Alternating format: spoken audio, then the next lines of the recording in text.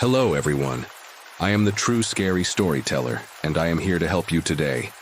I know you are using this video to fall asleep, so before that, like the video and subscribe to the channel. Also, where are you from, and what time are you watching right now? Get comfortable and relax. I've always been fascinated with the unknown, particularly creatures of the unknown. I don't know when this obsession of mine started. It probably started when I was a young kid and would watch documentary series on aliens, Bigfoot, Yeti, unknown sea monsters, and the like. My obsession earned me my share of names and bullying in school. Like a good nerd, I pushed up my glasses and shook it off, and moved on to college where I earned a degree in zoology, and eventually, my master's and PhD. Along the way, I had discovered the gym, alcohol, women, contacts, and other things life had to offer. However, my main love was cryptozoology. I spent 2 years of my late 20s running around the world with well-known and respected biologists, zoologists, and marine biologists looking for new species and studying others that we knew little about. My colleagues and I found new insects, fish, and reptiles, but never anything that would fall under the strange or mythical. I made a name for myself in the science community. People like to say I could find anything but Bigfoot. I enjoyed my small notoriety. After those exciting 2 years, I decided I wanted to work somewhere more traditional. While creating footprints around the world was fun, I was tired of never being in one place for more than a few weeks at a time. I also wanted to spend more time trying to research and find these storied monsters than work on someone else's expedition. I landed a job at a big state university in Ohio teaching in the biology department. I also started a cryptozoology club, which attracted a large following of students. With permission from the university, I would take students to so-called haunted places, hotspots for unknown creatures and the like. We would always come up with some crazy disembodied EVP, blurry video, or grainy photo. We never had anything conclusive, but it was fun for the students and myself, and it got them to think outside of the box and question what we really know about our world. The passion for trying to discover the unknown that I saw in the group's members is what kept my interest in it strong. Like I said before, my main love was cryptozoology until one faculty Christmas party. There I met Diane. She was this beautiful brown-haired woman about my age who worked in the English department teaching creative writing. I knew I needed to meet this woman. I wasn't a scrawny nerd from high school anymore. I was in shape, successful in my field, and not too bad looking. At least I told myself that. I used a corny pickup line to introduce myself. She had a cornier comeback. We laughed and talked the entire party, exchanged numbers, and the rest is history. A few months after we started dating, we moved in together. I had never fallen so hard for someone. We shared a lot of common interests, but had a lot of differences. I liked the outdoors, and she preferred to stay in. I was a busybody, and she was more relaxed. We both liked wine and a good book. She was a published writer who wrote these amazing stories about make-believe creatures. I read several of her short stories and one of her books, which all seemed to be centered on forest fairies and children. "Diane," I said, closing her latest published book as I was sprawled out on the couch one evening. "Have I told you that you are an excellent writer?" Diane was in the kitchen making her famous chicken Alfredo. "Yes, but you can tell me again if you like," she playfully responded. "Can I ask you a question? Where do you get your inspiration for these stories?"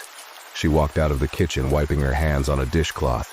"I get them from the stories my grandmother told me when I visited her in Canada when I was young." I sat up on the couch, and she gracefully took a seat next to me. "Tell me more, please," I asked inquisitively. "When I was young," Diane began with a look of remembrance on her face, "we would visit my grandmother every summer in Alberta. She lived in a town called New Village. There weren't many people there. It was a beautiful town shadowed by snow-capped peaks. There was a great big pine forest that lay between the town and the closest mountain. It was probably a few hundred acres or so. At the base of the mountain was this crystal-clear lake that was full of fish, and that emptied into a small river. All the kids in town would play in the forest, lake, and river, but were strictly forbidden from staying out past sundown. This was enforced harshly by the townspeople, including my grandmother. Diane paused for a moment. "Go on," I urged her with a smile. So my grandmother would tell me about the fairies in the forest and how they liked to play tricks on people. If I disobeyed my elders, they would take me away forever. Those stories always freaked me out.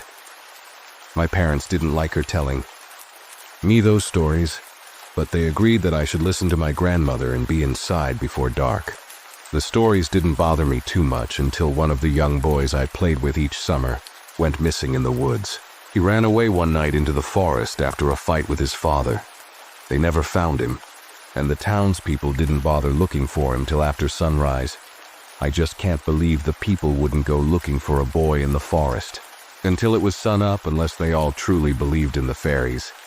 The fairies in my books are mischievous, but much nicer than the ones in my grandmother's stories. They never take people away. Diane's face was now a half smile. "Kind of your thing, isn't it?" "What do you mean?" I looked at her, slightly confused. "You know, imaginary creatures that live in the woods." She looked at me with a smart-ass grin. "Well, I've heard and read up on fairy folklore, but it's not something that many cryptozoologists spend a vast amount of time on. However, I've never heard of a town afraid of fairies, especially from a first-hand account. It would be interesting to investigate something like that." Diane smiled, a mischievous smile that stretched from ear to ear. "Good. My parents want to meet you, and I want you to meet them. My grandmother passed away when I was young, and my parents inherited the house. They retired there a few years ago. You can come with me this summer when I visit them and solve the town's fairy problem." By this point, she was standing over me, giving me the puppy eyes to agree. Just like that, our summer plans were made, and in early June I found myself on a plane from Ohio to Alberta with Diane, and a bag full of some of my recording equipment. I took on my excursions with my student group. Once there, we picked up a rental car and drove what felt like hours into the forest-covered mountains. At one point, we left the winding highway to exit onto an even more treacherous two-lane mountain road. 15 miles from the highway, we arrived at what looked like a ghost town. There were several small shops that were closed and what looked like an unfinished hotel from the 60s. "This place has become a ghost town since I was a girl," Diane said as we drove past the abandoned buildings. A few short minutes later, we pulled into her parents' driveway. Her parents' house sat on a short dead-end road of a few dozen houses. Behind her house lay the thick pine forest she had mentioned to me. In the distant background loomed a majestic snow-capped mountaintop. Her parents greeted us with smiles at the door. Diane excitedly hugged her mother and father. I, trying to hide my nerves meeting my girlfriend's parents for the first time, quickly shook their hands and introduced myself as John, the guy that was here to fix their fairy problem. They both smiled and paused before saying through their teeth, "The fair problem is under control. Come in, dinner is about ready." My nervous attempt to be funny appeared to have become a strikeout. Dinner went well, and we talked about our trip up and what I did at the university. With our bellies full, Diane's father invited me on out to the back porch for a beer. "So you teach cryptozoology at the university?" Diane's father asked before taking a big swig of beer from his bottle. "No. I teach animal behavior and social interaction. I would like to teach cryptozoology at some point, but I need to have the class curriculum written and approved before I can." I slouched in my porch chair and began to enjoy my beer. "I suppose Diane has told you a bunch of crazy stories about fairies in our woods?" I looked at him and gave a small nod as I took another sip from my bottle. "They're all true. Sounds stupid crazy, but they're all true. My wife told me those stories too, and I wouldn't have believed them if I hadn't seen some crazy stuff or experienced our neighbor's niece disappear one night 2 summers ago in that pine forest." He pointed towards the woodline just off his backyard while taking another swig from his bottle. "We've had a drought the last few years, and the pines are all dried up and getting brown.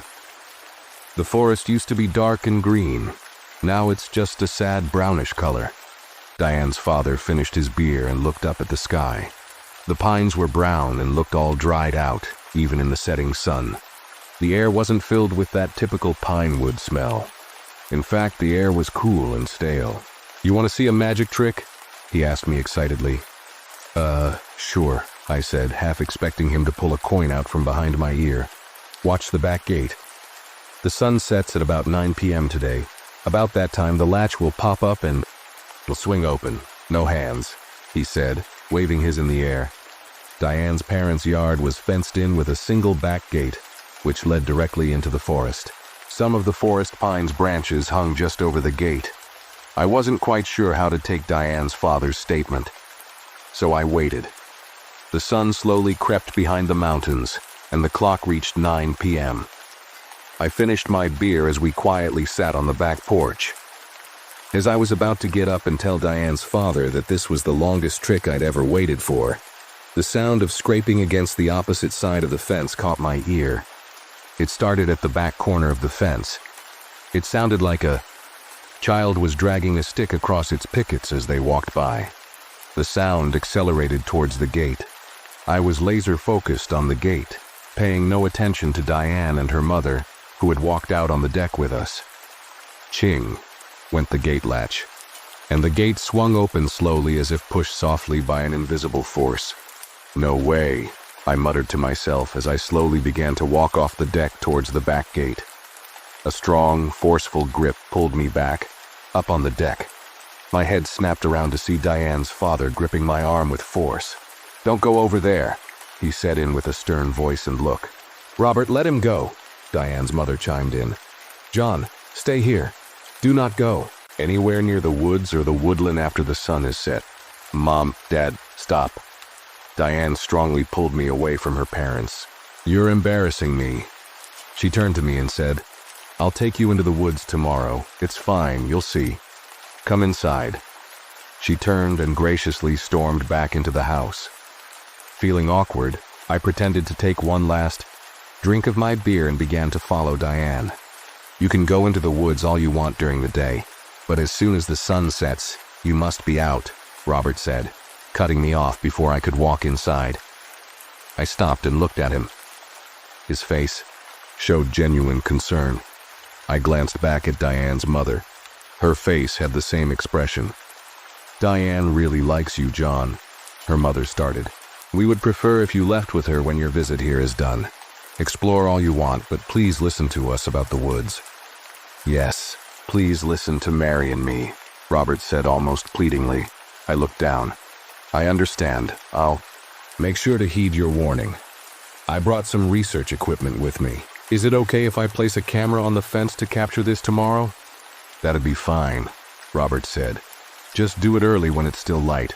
I agreed, and with that I went inside, feeling a bit confused at Diane's parents' insistence on staying away from the woods after dark.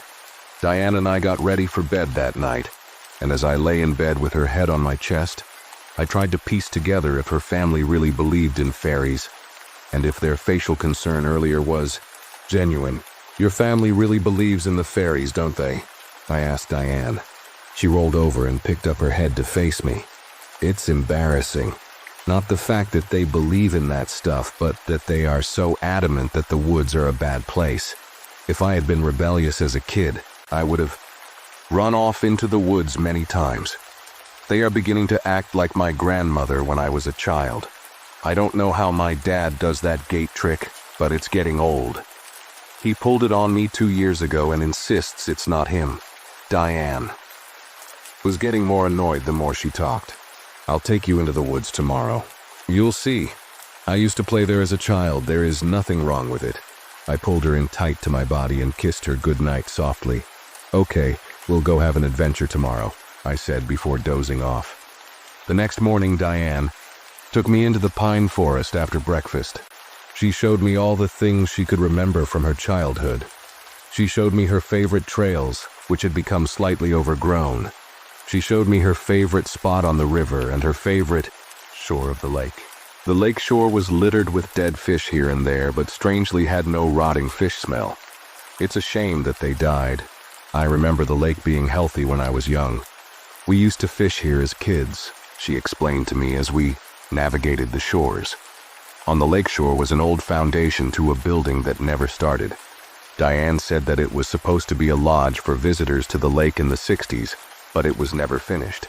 The crumbling foundation was covered in moss and looked more like a pathetic version of Stonehenge than anything else. It was about noon, and we agreed to head back through the woods to get some lunch at her parents' house. As we walked hand in hand through the woods on trails that I was surprised she could still navigate from her childhood memories, I noticed that almost all of the pines were brown or brownish green. Their trunks were rather large, swollen even, as if stuffed with something, and most of the underbrush was dead or looked like it was dying. Diane mentioned that there had been little rain during the summer and spring of the last few years. I thought it strange that the forest would be dried out, but the river and lake didn't seem to be at low levels. At lunch, Robert brought up the topic of cryptozoology and my interests in what they felt were fairies in the forest. "You should talk to Daniel Whitefeather. He's a detective with the county and lives a few houses down. He's also the last of the tribe that once lived here. He's sort of an amateur historian for the area and has plenty of stories to tell about the fairies in the woods. I'll give him a call and tell him you're coming over." Robert gave me his address, and at the encouragement of Diane, I ventured to his house that afternoon, as Diane and her mother had planned to do some shopping in the next town over. I knocked on Daniel's door, unsure if he would be home or not. The lock unlatched and the door slowly opened to an older man with a weather-beaten face. "Are you Daniel?" I asked, reaching out my hand for a handshake. "My name is John, and you want to know about the woods, correct?" he said, cutting me off. "Robert called and told me about you. Come in, please. I've got a few hours before I need to head to work to cover a night shift." I entered his house. It was large and filled with mounted animals, fish, and a variety of what appeared to be Native American memorabilia. He led me to his living room and motioned for me to sit. His living room walled on all sides by filing cabinets and bookshelves. There was no TV, and a thick layer of dust caked most flat surfaces. "So what can I tell you?" Daniel stated slowly, taking a seat in the chair across from me. "Well, whatever you know about the forest or the supposed creatures in the forest," I started.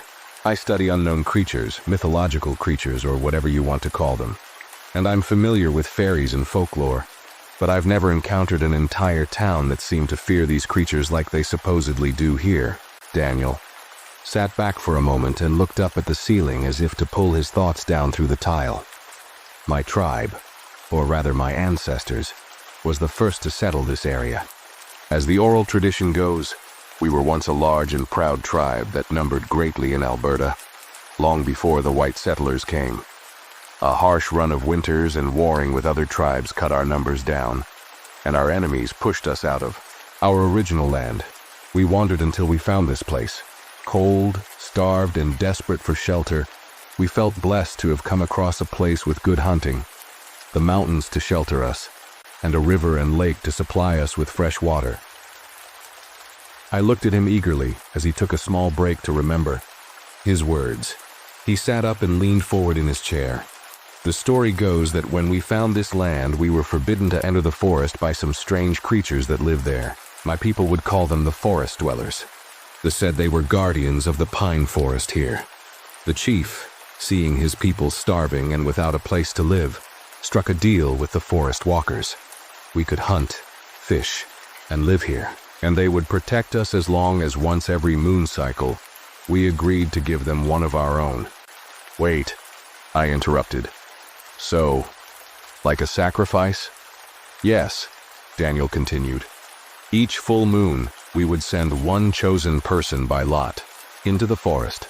Their screams would fill the night sky. It was a horrible thing, but for us to survive, the chief made the deal, and we kept to it. Many years would pass as we sacrificed one after another of our own.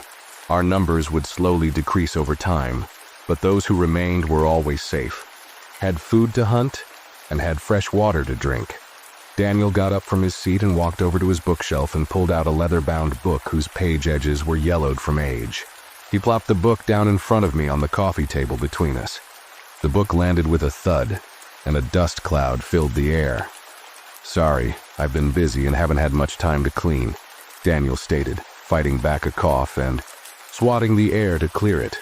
"It's no problem," I calmly replied as I sat back, trying to avoid the allergen-heavy mushroom cloud. "But how does what appears to be an Indian legend turn into a town of people fearing the woods?"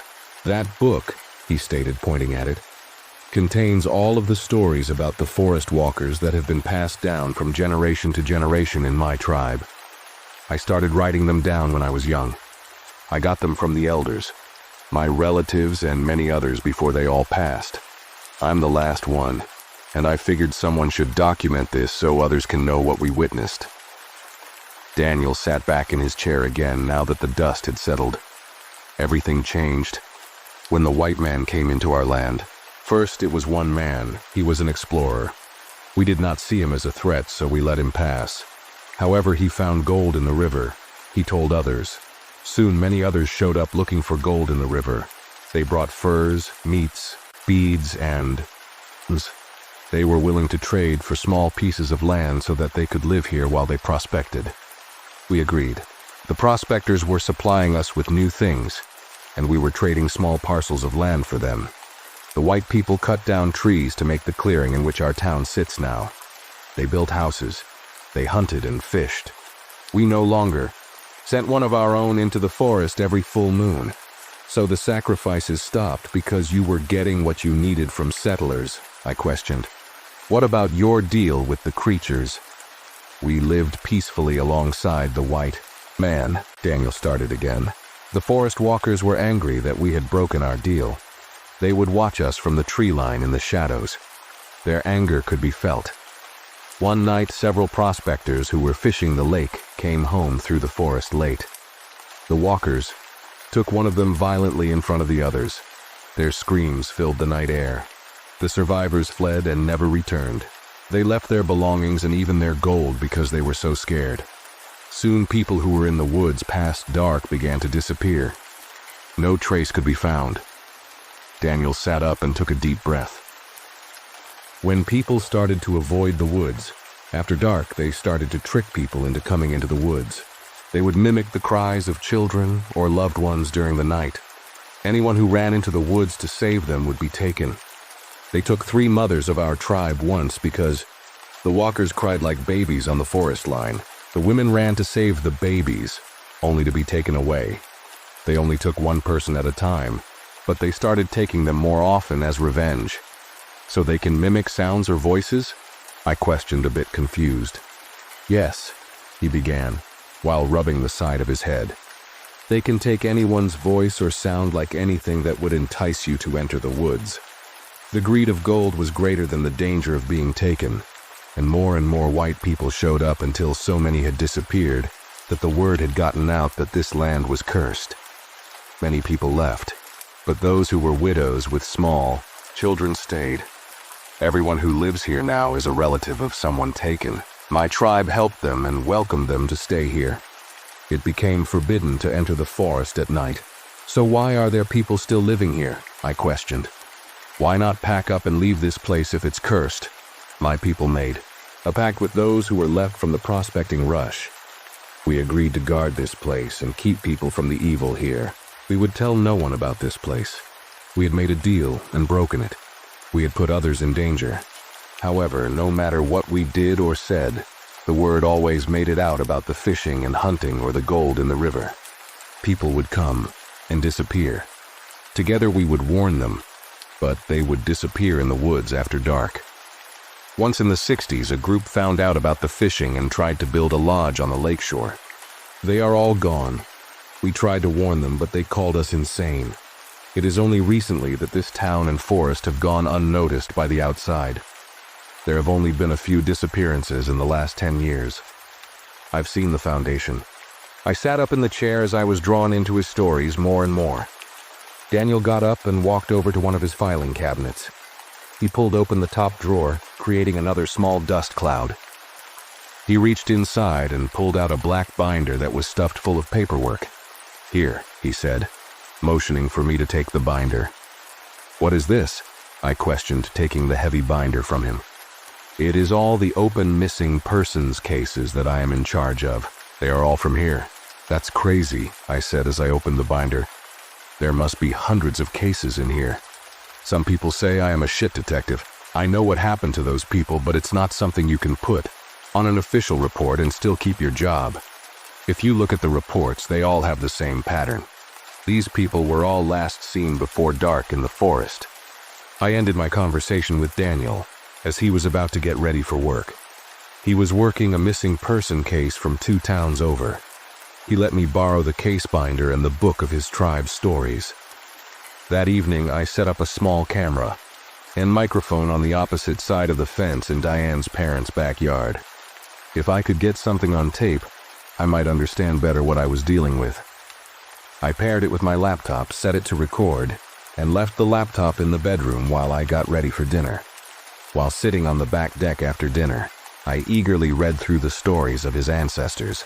The only interruption was the sound of a stick being dragged across the fence and the pop of the fence latch, coupled with the Robert's voice repeating, "Right on time," as the sun set behind the mountain. I had forgotten about my camera at this point. That night, I excitedly discussed with Diane what I had discovered during the afternoon. "You should interview the neighbors.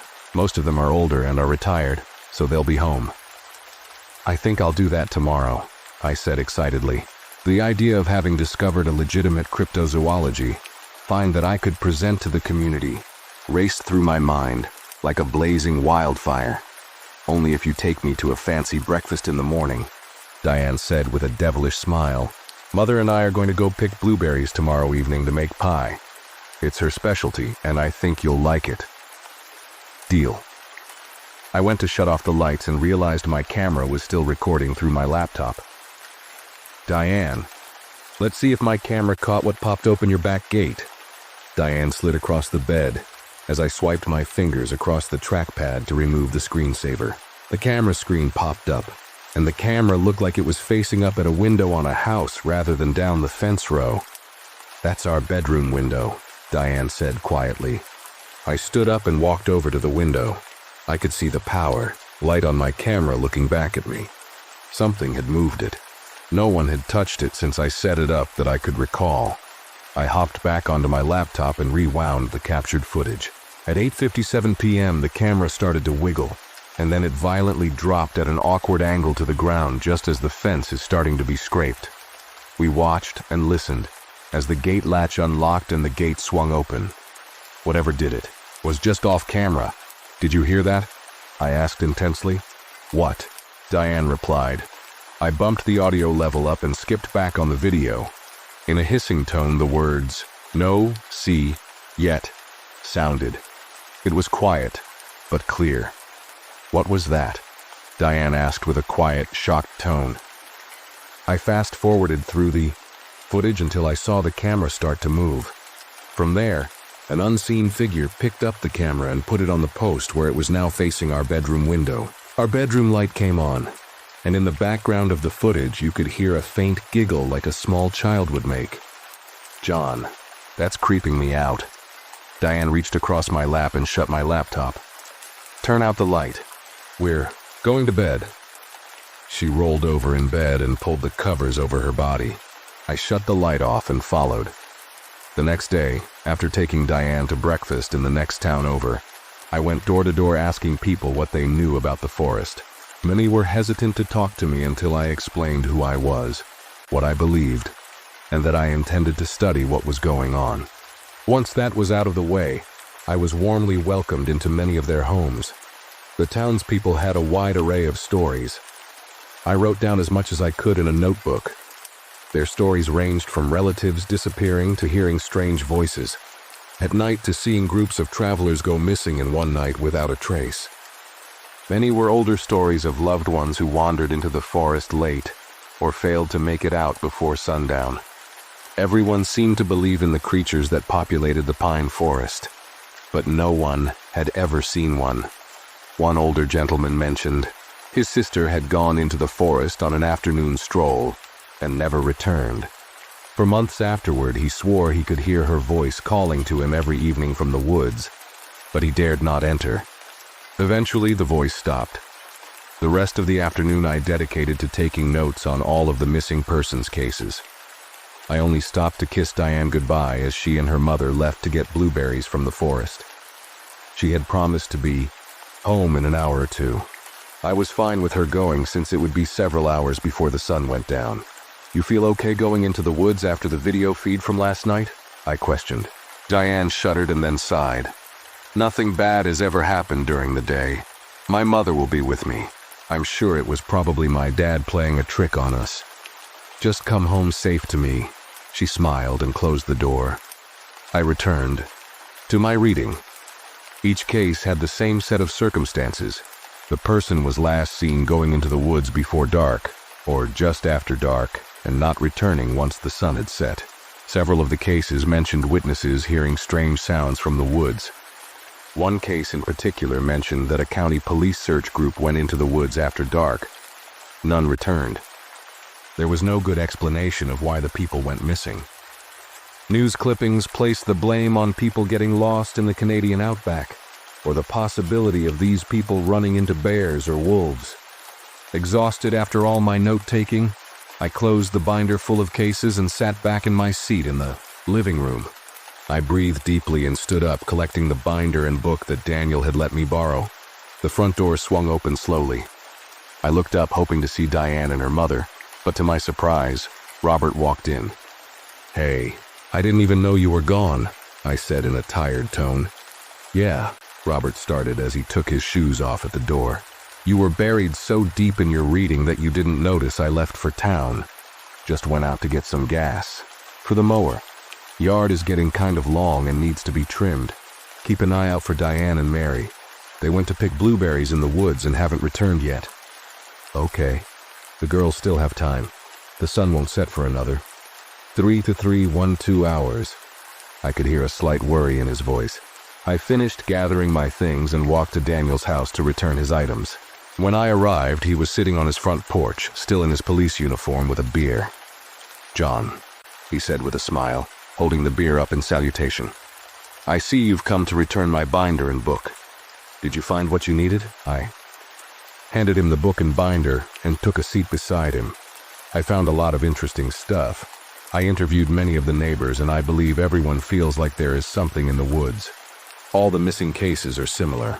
All the Indian stories are intriguing, but tell me something. Why are there people still living here? I understand your ancestors made a pact, but why not just up and leave? Daniel put his beer down on the porch and sighed deeply. He raised his hands up and placed them behind his head before sinking back into his chair. This will sound stupid, but it has been an oral tradition and agreement of all those raised here that we would stay and make sure nothing would be built on this land beyond what has already existed. We didn't want other folks to suffer what our ancestors have gone through. Everyone here is a relative of a prospector or settler that came here many years ago. Everyone has lost someone to those woods. All those boarded buildings in town belong to someone here. They've just agreed to never sell them and let them fall into dust. Most people couldn't afford to move away anyway. Some of the houses up the street are the same way. Why give something to someone in the horrid place? We grew up here. We know what it's like to hear the noises in the night and fear for visiting relatives. If the townspeople all die off, and this place falls off the map, it'd be best for everyone." He took another deep breath. "We are the last of the people. Who will live here? Diane's parents were raised here. She wasn't. When they are gone, the house will sit abandoned, just like the rest." I sat in silence, trying to wrap my head around what Daniel was telling me. Sure, none of the houses in the town were extravagant, and no particular person seemed to be wealthy. But how could they live in a place that they all seemed to fear? "What do they look like?" I asked. "Who?" Daniel replied, sitting up a little straighter as if surprised by my question. "The forest walkers, or the fairies, or whatever you want to call them. What do they look like?" "I have no descriptions. Any of the text you gave me. The only indication of someone talking to them was your ancestors." I sat up and looked at Daniel with a stern look. "Tonight is a full moon. Only a few people have been lost in the woods during the dark in the last 10 years. They are angry. You can feel it in the air. I'm going to retire in 2 years. I spent my life trying to find those missing people. I've been in the woods during the day. They are hard to see. They are tall and very skinny. If you look hard, you can see their outline among the trees. It's very hard to make out, but there are hundreds of them. They are in the woods now. They won't move until dark. But even now, you can look among the tree line and see them standing still. Daniel pointed towards the woods that were across the road from his house. I looked hard, but could see nothing but pines in the fading light. I thanked him for his time and resources, and made my way back to Diane's parents' house in the waning, like the sun had set, and a cool breeze blew over the road and into the woods as if the forest itself was inhaling. I walked along the broken sidewalk looking into the dark pines to see if I could catch a glimpse of what Daniel was talking about. The moon was full and extra bright. It almost looked like daylight with a slightly bluish tint. There was no noise. No bugs, no birds. Only the breeze and my footsteps filled the night air. I would be home in just another 100 yards or so. John! A blood-curdling cry sounded from just inside the forest line. That voice. I knew that voice. It was Diane. The hair on my neck stood straight up. My heart began to pound with a violent fervor. Diane hadn't come back with her mother when I left. What if she hadn't made it out of the woods? What if she was hurt? What if she was being taken? John! The scream sounded again. This time it sounded like she was in agonizing pain. I was in the woods 20 yards deep before I realized what I was doing. My eyes scanned everywhere frantically. Diane! I called out. There was no answer, only dead silence. The moon was so bright I could make out almost everything from the light that shone through the pine branches. Diane! I was breathing. Through my mouth now. My breaths matched the frantic pace of my heart. I stood there in silence. I looked hard at the dense pine forest in front of me. Movement caught my eye. I wasn't alone. There was movement everywhere, but I couldn't see exactly what it was. Whatever it was made no noise, and it appeared opaque, almost invisible. As if out of nowhere, the opaque shapes melded into reality. They were human height. Their skin was white. They had thin legs, arms, and body structure. Their skin looked dry but ridged like a worm's. Their head was a large, white sideways cone shape with no features, only a small black hole in the front. My muscles tensed as pure fear flowed through me. I couldn't move. I was awestruck and consumed by fear at the same time. Dozens of these things were in front of me. They all looked horribly the same. I wanted to run. I couldn't. One of them moved slowly towards me. 20 ft from me, it stopped. It was dead quiet. My heart was pounding so hard I could hear it. The front of its head grew larger, as if something was pushing out of it. Like the peeling of a sausage casing, the skin of this thing pulled back, and out of the black appeared to be a young woman's head. My jaws dropped. I could feel my heart beating in my ears. Her hair was black and greasy looking. Her eyes were black ovals. Her skin was pale. She looked up at me. It felt like an eternity as I looked at this human head upon this monstrosity. Her mouth opened. John, her voice echoed. But I knew that voice. It was Diane's. Confusion took over. The woman's head on this monster twisted sideways in a horrible manner while looking at me with a blank facial expression. John. John. John. Diane's voice repeated faster and faster. Then an ear-shattering maniacal laugh echoed from its mouth. Tears streaked down my face as my lips began to tremble. It stopped. From jaw to forehead, the woman's face split in half, opening from side to side as if it had been sliced through, revealing a mass of razor-sharp teeth and flailing, tentacle-like tongues. The creature shrieked. It was so high-pitched and growling that it made the forest shake and my ears ring. I fell backwards onto my back with a hard thud, and for the first moment since I saw the thing, I could move. I began to shuffle frantically backwards, kicking my legs to propel me away from this monstrosity. The creature dropped to all fours and began to rush me in the most inhuman way possible. I knew there was no way to get up and outrun it in time. It was about to be upon me. I raised my arm to cover my face. "No!" I shouted as I looked away. Nothing. I felt no pain. No creature landed on me. John, Mom, Dad. No! A cry rang out in Diane's voice, but only this time it sounded as if it came from the direction of her home. I immediately stood up, trying to comprehend what was happening. The creatures were gone, but something in the underbrush moved violently, away from me, tearing up ground and shaking branches as it went. "Mary, no!" Another voice rang out. It was Robert's. I was still confused and scared, but I wasn't going to stay in those woods any longer. I ran as fast as my legs could carry me to Diane's parents' house. Robert was in the backyard restraining Mary, who was sobbing, "Let me go, let me go." "She's gone. They might take you too," Robert replied, hugging his wife with all his force. "What happened?" I demanded.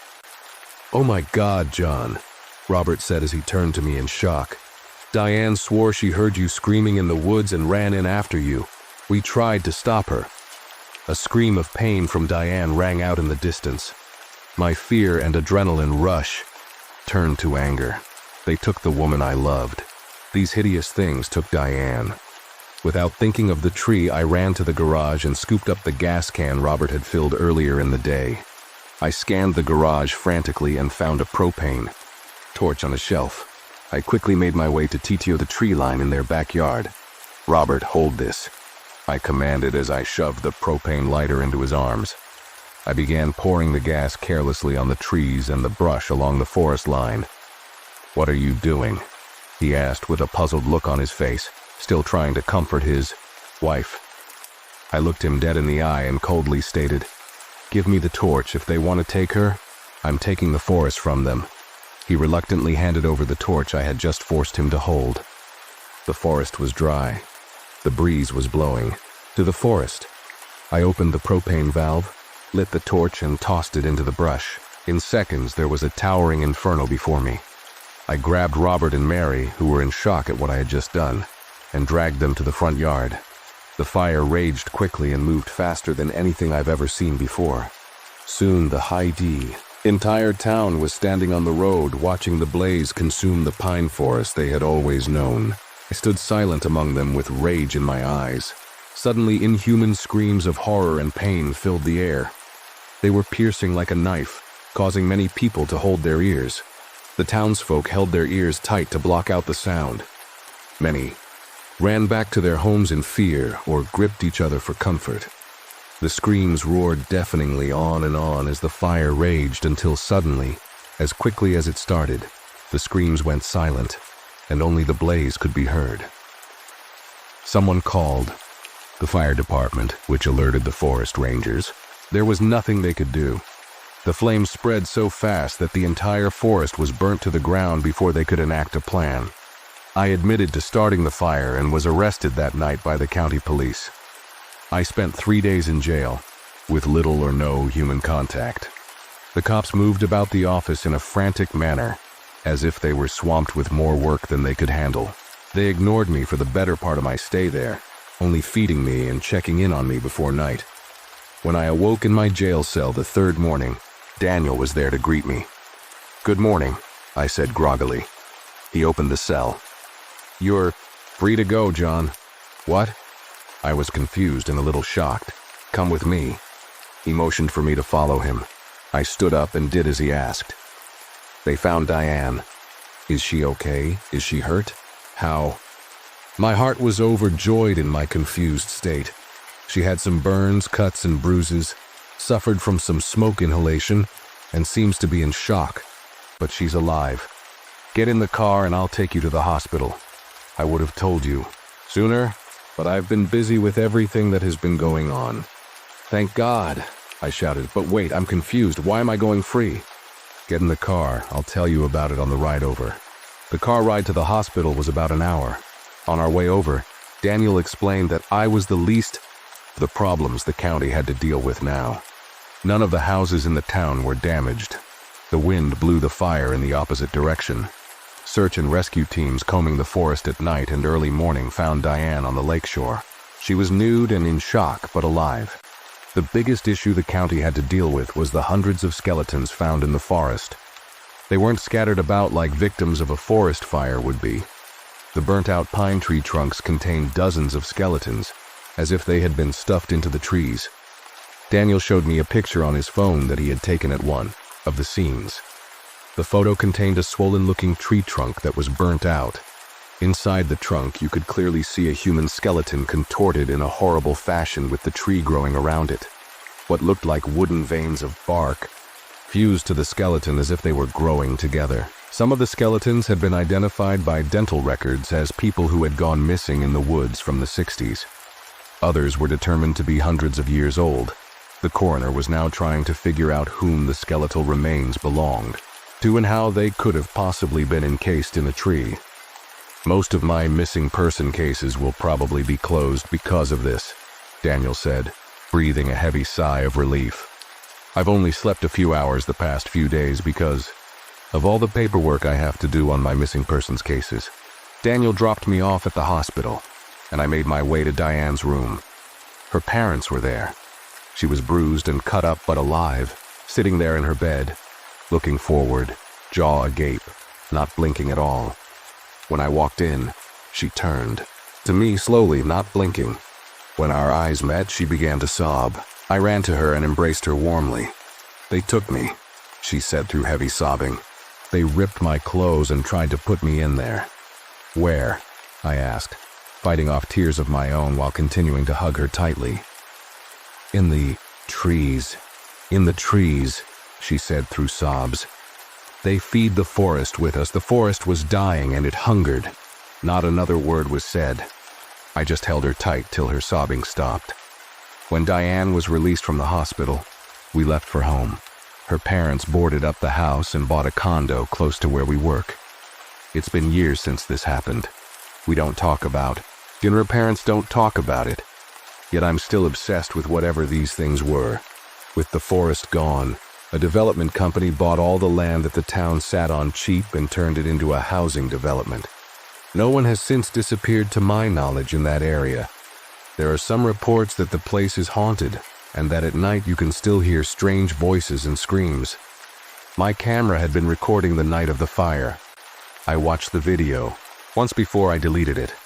Right before Diane was taken, the latch on the gate was popped by something opaque that my camera couldn't make out. The camera is then suddenly turned to the forest. My voice can be heard calling Diane's name in a scared tone. Diane can be seen running into the forest calling for me. As she disappears beyond what the camera can see, there is a voice that giggles like a small child and then states, "We take," in a raspy high voice. The brush all around moves violently towards where Diane was last seen, before you can hear her screams.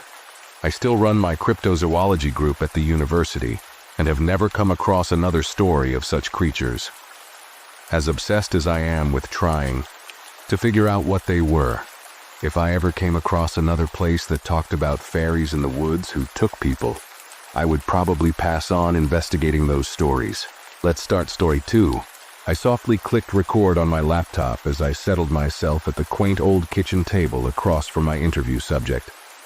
"Could you please state your name and the date?"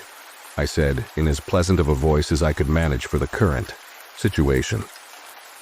The house we were in had been built sometime during the 1800s. While it had received its share of refurbishing over the generations, it was hardly by any stretch of the word modernized. For this interview, I had been required to attain a battery backup for my laptop so that I wouldn't have to worry about finding the appropriate power adapter for their antiquated wiring. She leaned in towards the cheap plastic microphone I had propped up in front of her. "My name is Meridian Course," she said in the typical voice of a woman her age who had developed a 2-pack-a-day smoking habit back when she was a teenager. This was typical of her community. "And the date?" I responded into my own microphone. Meridian paused to glance at the kitchen calendar. It showed the picture of children playing in an old wheelbarrow amidst a field of golden flowers. In the background there was a windmill, and the whole scene was from some famous painting. She responded in her gravelly voice, although the day was off by 1. I jotted a note on my notepad to annotate that during the editing portion for my documentary podcast. To put it politely, the entire environment of her nearly 2-century-old house was toxic. When I had entered Meridian's house, I had immediately become alarmed by the tobacco-brown coating of carcinogens blanketing every conceivable surface. Just inhaling the air in here made me want to cough. It was as if there was a filter that sucked out the oxygen to the house, and it was only after the kitchen window had been propped open with an old wooden ruler that we had been able to set up for this interview. "Thank you kindly," I responded before dictating into the microphone. "I am sitting here in the kitchen of Mrs. Meridian Corse, who resides in the humble township of Jefferson, California. Outside it is raining lightly on this late spring morning, and other than the noticeable humidity, the weather is not wholly disagreeable. Mrs. Corse's niece has been kind enough to provide a pot of coffee after setting her aunt up for our interview. Her niece has now left to run errands at the local market, and it is just Mrs. Corse and myself." My interviewee shifted uncomfortably in her chair across from me, before she leaned awkwardly forward to purse her lips over the stem of a tobacco hookah. The hookah's glass interior was the kind of dark brown one generally witnessed in good tea, which did not help my anxiety regarding our environment. "Could you light this for me?" she mumbled. "Of course," I sighed as I accommodated her with the lighter sitting on the table. She inhaled deeply as I dictated. "Mrs. Corse is partaking of a delightful antique tobacco hookah, whose brass fittings mark it as coming from possibly the 18th century. So much in this quaint old village seems to harken back to an era when Americans were wholly self-sufficient. Why are you saying things like that?" "It is important for me to provide some vivid imagery for my audience," I responded smoothly. "Very few of the listeners have seen a remote community such as yours. To most people, this is a foreign world." "I thought you were taking some pictures with your phone." "I was, but so many listen to the podcast while driving." "Ah," was the response I got before she indicated that I needed to help her again with the hookah. While accommodating her, I maintained the mask that was my smile. "Mrs. Corse has a rather interesting story that she has agreed to tell us today. While many of our listeners are aware of Jefferson, not many in fact know the particulars of what transpired here. All they understand is where the fruits of the labor provided by the community members come from, and not the actual process." "No, they do not," Meridian agreed with me in her coarse voice. "We here in Jefferson never speak of it with outsiders. It's forbidden. And why is that precisely? Shame, mostly. You see, people here do not air their dirty laundry to outsiders. It's shameful, inappropriate. Dirty laundry is for family, as my grandmother used to tell us. The attitude of an older, and some would say more civil generation," I said with what I hoped was a convincing smile. The fact of the matter was that Meridian's hookah smoke was beginning to affect my sinuses. It was going to be difficult to speak with the typical aplomb my listeners expected when I had my sinuses beginning to clog up. Meridian nodded, requiring me to remind her that she needed to speak out loud since podcast listeners couldn't see her body language. In this particular case, that was preferable anyway. No one wanted to look at her, especially if they were going to dine anytime soon. "Aren't you worried about reprisals from the people of Jefferson?" She barked out a laugh. "Reprisals? What reprisals could they do that could possibly do anything worse to me than what has happened? No, they can sit on a corn cob." Meridian leaned forward again to attempt to purse her lips over the hookah's stem. I watched for a moment to make sure that she would not lose her balance and tumble off of her chair. When I saw that she was in fact stable, I once again helped her by lighting the tobacco for her. "Besides, no one around here owns any fancy gadgets, so they're not going to be listening to your podcast," she mused, after blowing out a cone of smoke towards the ceiling.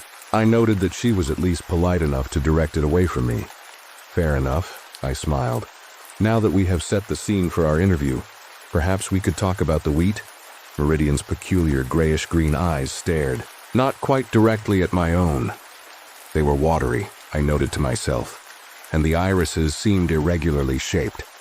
I likened them to messy ink splotches, which made me wonder to myself how hampered the woman's vision might be. "Wheat," she grunted, in a voice that conveyed many emotions to me. Wonderment and disgust were both prevalent, which is not easy to convey in one short syllable. "Yes, the wheat, if you would. I understand that the local variety is a somewhat complex issue." "Complex? Complex? Yes, I guess it is. You see, we don't talk about the wheat hereabouts. If you bring it up in public conversation, you're practically asking for a caning. Talk about it in front of the youth, and you watch their mothers cover their ears. If the town elders find out, then you risk having your share delivered to you in the spring. Ironic, don't you think? Yes, I suppose so, but why is it considered a topic not fit for polite conversation? As I said before, mostly shame. The wheat here isn't your normal variety, you see. It both saved and damned the people of Jefferson. It secured for us a dismal future instead of death. I liken it to moving up from the outermost ring of hell to the lowest level of limbo. Have you read the Divine Comedy? I am well versed in the works of Dante Alighieri, thank you. I kept my astonishment that a woman of such a backwoods community, whose only source of education was an old wooden building that I likened to the school from Little House on the Prairie, had read such a complicated trilogy. Most college-educated people have trouble getting past the Inferno, and maybe a quarter made it as far as the third work. Back in Civil War times, the people of Jefferson had their own problems.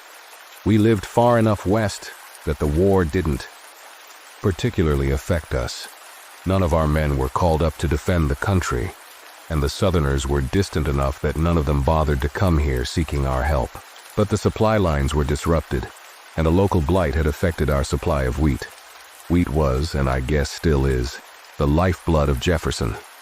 This is cattle country here, and wheat provides everything we need. Without it, we'd starve. It got so bad that our cattle were starving, and along with them, so were we. Jefferson's located so distant from any other community that leaving was not really an option.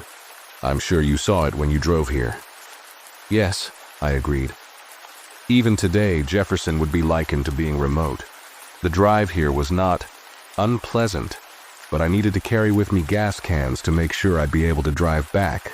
Certainly not a place one could visit with an electric vehicle. If you say so. Anyway, the people of Jefferson didn't know what to do. They had enough grain to make it through the winter that year, but there was nothing left for planting. That year, the winter was really awful. The pass was closed for a month later than normal, which meant that it would be well past planting. Season before, we could get through the mud to any place that sold grain. Back then, roads were all just dirt, and the mud they turned into would get deep enough that it could swallow a man whole if you weren't careful. We were going to miss planting season. Wheat was the lifeblood of Jefferson. Without it, our cattle couldn't feed properly. The grass around here back then wasn't very good, so we needed to give them a lot of wheat. And that doesn't cover what the people needed. In short, we were looking at starvation. I'm told that even with portioning out, that not everyone was going to make it. That is a terrible tragedy in the making. But obviously Jefferson survived. So how did that miracle come about, Mrs. Corse? Well, Jefferson was founded by a right proper man by the name of Abe Jefferson. Make sure you say it that way in your documentary. He wasn't an Abraham, just Abe. Duly noted. Is he one of your ancestors? Meridian snorted, which caused her to lose her balance in her chair. I was forced to stand and grab her by the shoulder before she tumbled off of her chair onto the old linoleum floor. Thank you, she mumbled as she leaned into the table and somehow gripped the edge with her abdomen muscles. You know, it is one of my fears to fall onto that floor. There are rats, and they know when someone is helpless. Without someone to set me upright, I'd be fearful of them nibbling on me. I noted the state of the kitchen floor, which was unsavory. Dirt and bits of food clung to the edges and corners of the room, and I could see the imprints of a better part of a generation's footwear in the grime obscuring the pattern. I sympathize, I said graciously as I sat down again. What did you ask again? My question was regarding Abe Jefferson and your ancestry. Oh yes, of course he's one of my ancestors. With this many generations and with very little new blood coming in, everyone is distantly related to everyone else. Don't go making any assumptions, though. I know what you outsiders think of small-town folk, but we're well aware of the dangers of marrying your first or second cousin. The town council is very particular about distributing marriage licenses and conducts a genealogical exam before allowing someone to marry. Yes, Hollywood does tend to be a bit condescending when it comes to rural communities. Have no worries. I plan to portray the people accurately in my review for the audience. Would you like another toke of your tobacco? No, thank you. I'm good for the time being. The stories I have had related to me tell that Abe Jefferson somehow found another source of grain. Every historical text I've found agrees on that fact. But the accounts are, shall we say, murky in the regards as to where that miraculous source came from. In fact, I found no details about the provider, at least nothing quantifiable as being authentic. Most of what is out there would be likened to wild innuendo and speculation.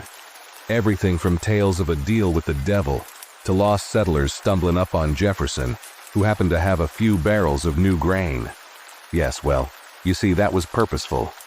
When my ancestors saw the results of that first year's harvest, we became afraid that others would come when they heard. Abe did find another source of wheat in time for planting season, and I'm told that year's crop was astonishing to the folks of Jefferson. They had more than they could grind, and the cattle grew fat. It wasn't just that, though.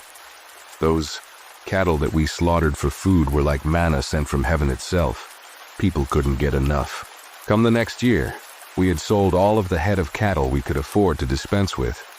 But there was such a demand for more once people tasted the meat that we became worried about poachers.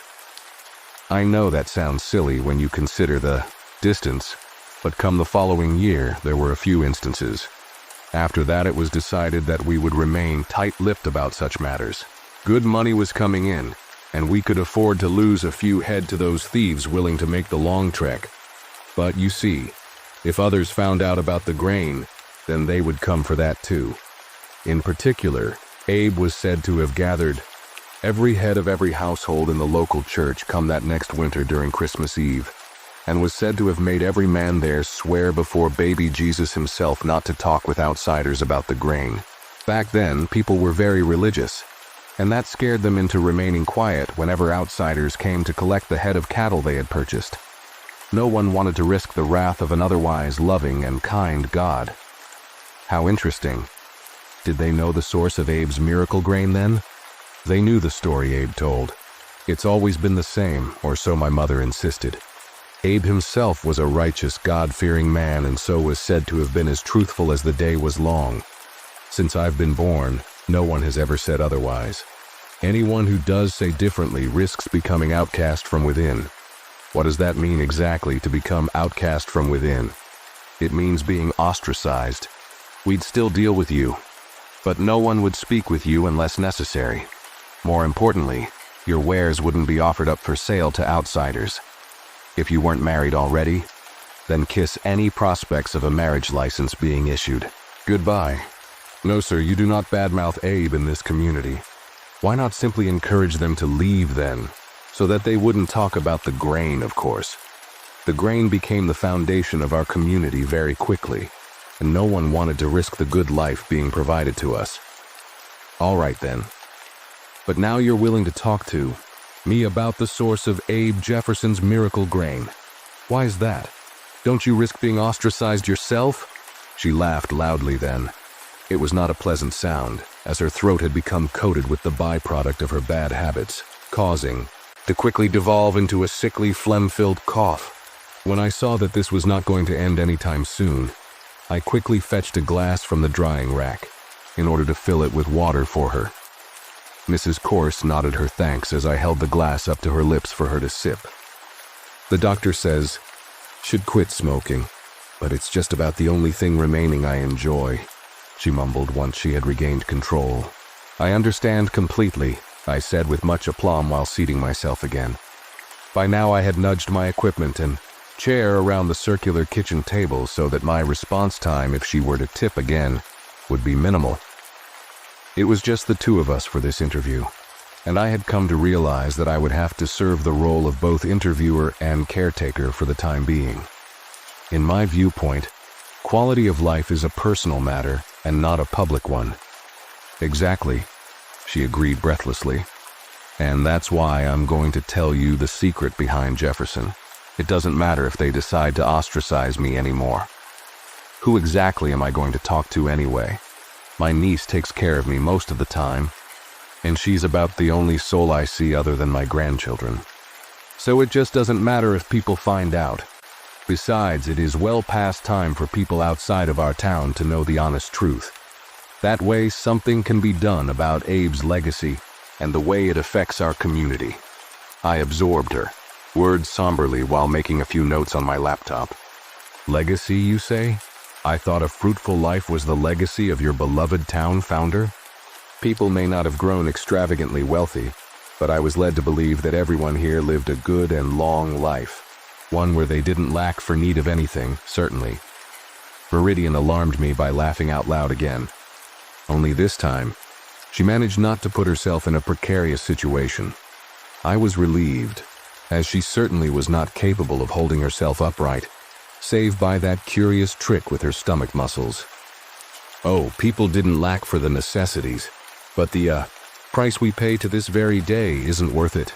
"And what price would that be exactly?" "It has to do with the origin of the seed. The very core of the mysterious grain. How logical and appropriate. Do go on." I've only pieced together the truth over my life. At one point, when I could still walk, I managed to gain access to the town archives long enough to do some reading. What people said was truthful enough, but it lacked details, important details.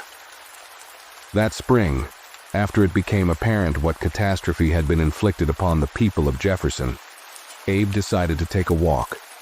He was fond, I'm told, of the old biblical stories, especially the ones where holy men went out into the wilderness for long periods of time to speak with the Holy Father. He was gone for over a month, but not long enough for one of those 40 days and 40 nights parables.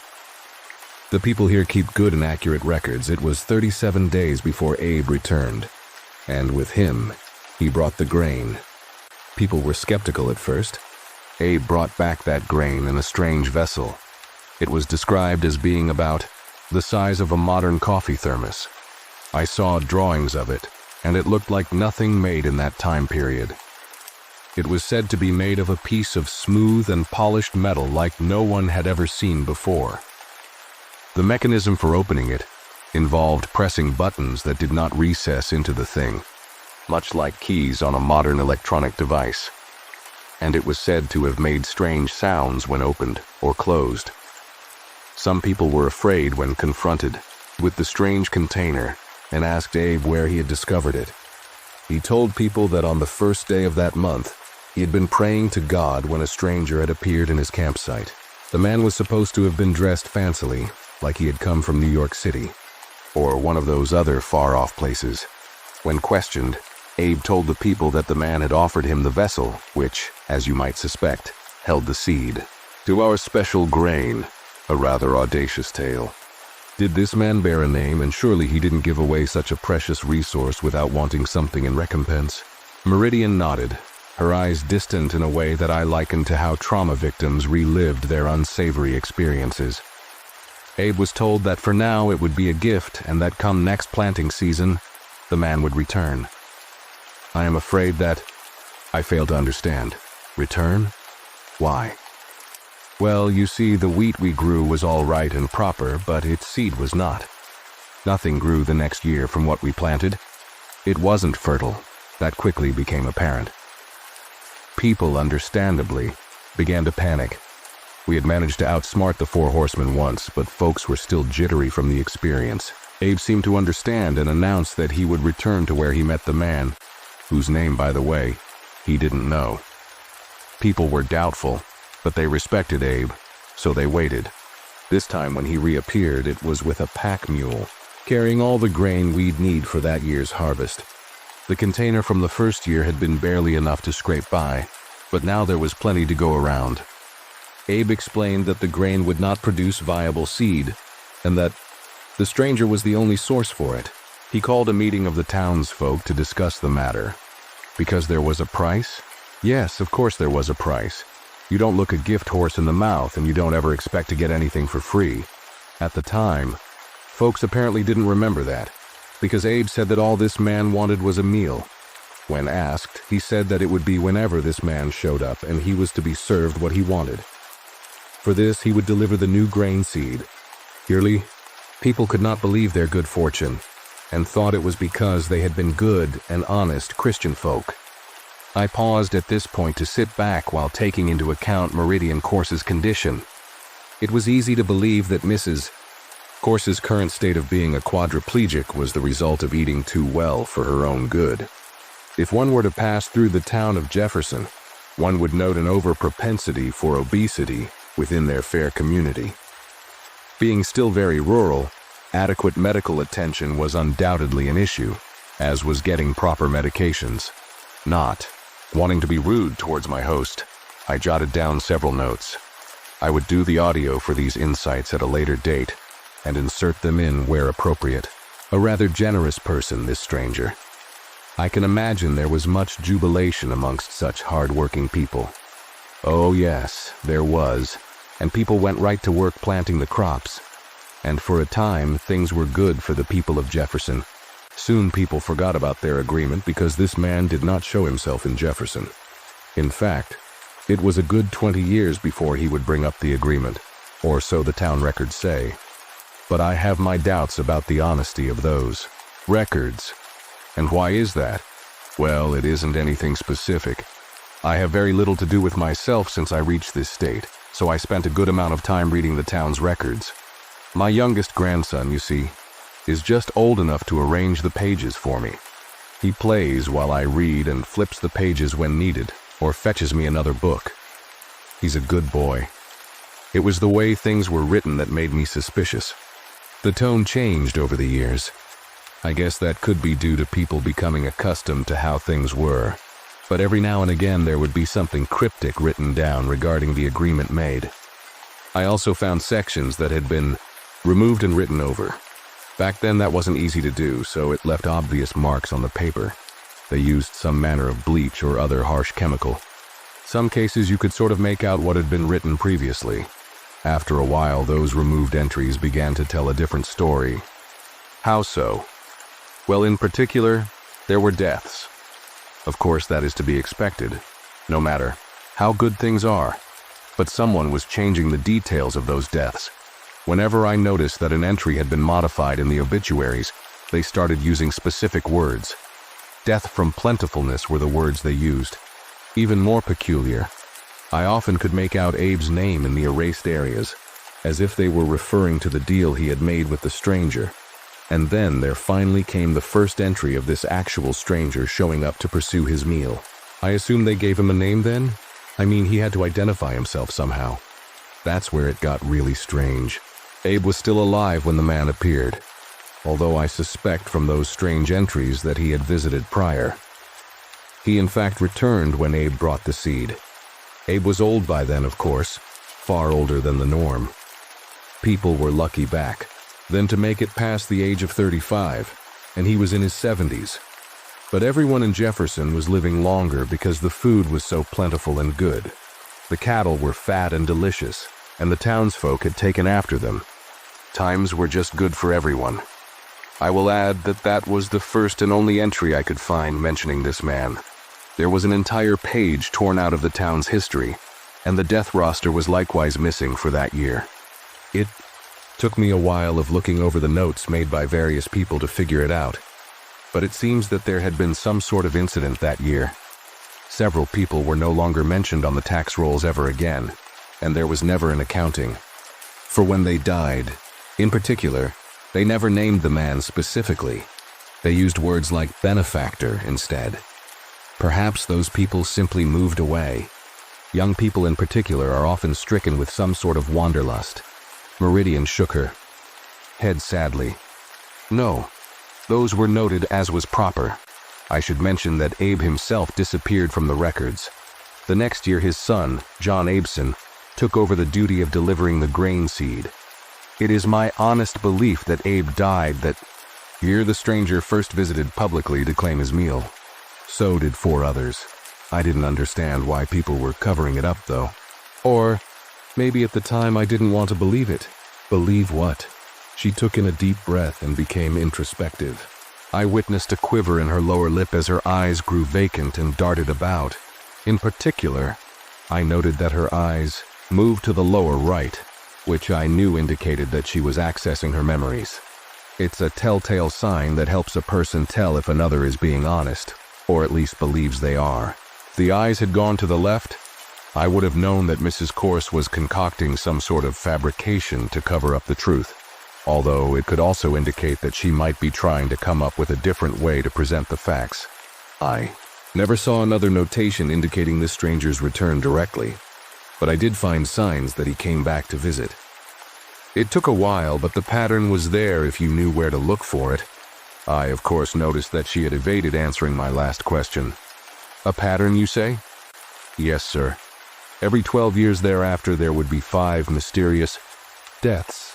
They happened at the same time of year every time, and they were all what were otherwise believed to be people in the best years of their lives.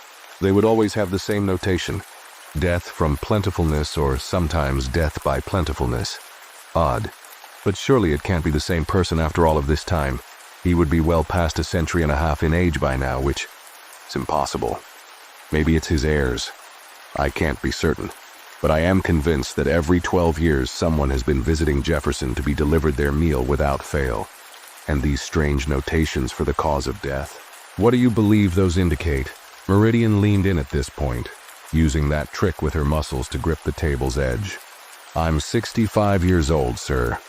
I've been around for several of these visitations, although I never saw or heard of the man directly. The first time was when I was 5 years of age. My grandfather died that year. My grandmother told me that his heart had given out while working the fields, but his funeral casket had been closed when we laid him to rest. So were the 4 other individuals who died that spring. At the time, I was too young to be suspicious, and I was, of course, grieving for my beloved grandfather. He was a good and generous man who was beloved by everyone, but when I looked up my grandfather's death record, it was listed like the others: death from plentifulness. If I am doing my math properly from what you say, you then would have been here for 4 other visitations? I assume there were 5 deaths every spring of those years. Yes, she sighed. I looked them all up. Death from plentifulness was what their record said, which it turns out wasn't what people were told. I remember Donald Robertson's death in particular. They explained his casket being closed due to a thresher accident. My friend Mary supposedly got trampled by cattle during the next cycle. All told, over 24 of my friends and family have been taken by this man since I've been alive. This year would be another in the cycle, would it not? Yes, sir, it is, and I know he's here again. The grain seed was brought in by Abe's great-great-great-grandson just yesterday. I've had my kin keeping their eyes open for any strangers visiting, but it's not that easy to do. We don't have much traffic here, but people do drive to and from Jefferson nowadays. There are postal workers, vendors, and a few who make a long drive for their jobs away from the town. And of course the UPS bringing people their packages from Amazon. It's not an easy task to see one new face in particular when people are always coming and going, even if most of them are in fact known. My eyes were narrowed now, and I was feeling more than a little disgruntled. This interview was troubling me considerably, to say the least. I was going to have to get rather inventive with the editing. Meridian Corse's wild tale was not appropriate for my audience. I tapped off the recording app on the laptop, although I was certain that Meridian remained unaware. Surely you have some sort of theory as to what's been going on for all of these decades. I'd like to hear that theory, Mrs. Corse. She looked up into my eyes then. It was perhaps the first time she had met my gaze fully since my arrival. That irregularity to her eyes seemed to have vanished and now appeared blue to me. A trick of the lighting earlier, perhaps. Blue eyes have always struck me throughout my long life as being the most capable of expression. Something about the color allowed the speaker to convey emotions better, or at least that's the way it has always worked for me. I suppose there might be a prejudice there that affects my decision-making. It certainly was with this woman. I think they get eaten, she whispered. I see, I responded after a long pause. I was not at all pleased by this development. I had been correct to suspect that matters were not going according to script. A rather ghoulish theory. Have you shared this concern with others? I tried. Oh, good God, I have tried, mister. My niece won't hear of it. I've spoken to her at great lengths with what I am convinced is fact. The people of Jefferson made an unwitting deal with the devil himself, sir, and he comes back. Every 12 years. He waited at first until we were hooked, like those drug dealers I read about. Got the people of Jefferson good and fat. Let the meat get good and juicy as we got fattened up by his grain. That's why he waited a generation before he showed himself publicly. I'm convinced of it. Once the cattle were prepared, he took those he deemed to have the best cuts of meat. By now there were tears clogging up her vision. Without the ability to dab at her eyes, the tears were making it difficult for her to see properly. Yes, I can see why your niece would be distressed by your hypothesis, I said. Something about my tone of voice must have alerted Mrs. Corse at this point, for she began to look alarmed. I suppose it might have triggered a long dormant memory. Even though Meridian had not known it when I arrived to conduct my interview, she and I had in fact stood shoulder to shoulder before on several funerary occasions. I purposefully reached across the table and grabbed her head with one hand. I made certain to cover the woman's mouth with my palm, so that no one who happened to be nearby might hear her scream. It was a simple motion I made as I gripped her shoulder with my other strong and capable hand. In fact, it was the same technique, used to snap the neck of a chicken. Very gently I laid the poor woman's head on the table. I kept it angled so that Meridian could see me in her dying moments. I had maybe 5 seconds before the oxygen to the woman's brain became insufficient for her to be cognizant of her environment. I, in fact, did not want the woman to suffer unnecessarily. I believe in animals' rights, you see. Just because our nutritional needs require us to eat other beings doesn't mean they need to suffer. That's why I believe in the free-range method when it comes to animal agriculture. I must thank you for the interview, Mrs. Corse. I'll wait until your niece returns, of course, before I see myself out. We need to have a word, you see. Inhaling. Deeply I closed my laptop lid and tidied up. I would need to talk with the town council soon about how I wished my meal prepared. A pity, though. I preferred a well-roasted leg above all else. Let's start story 3.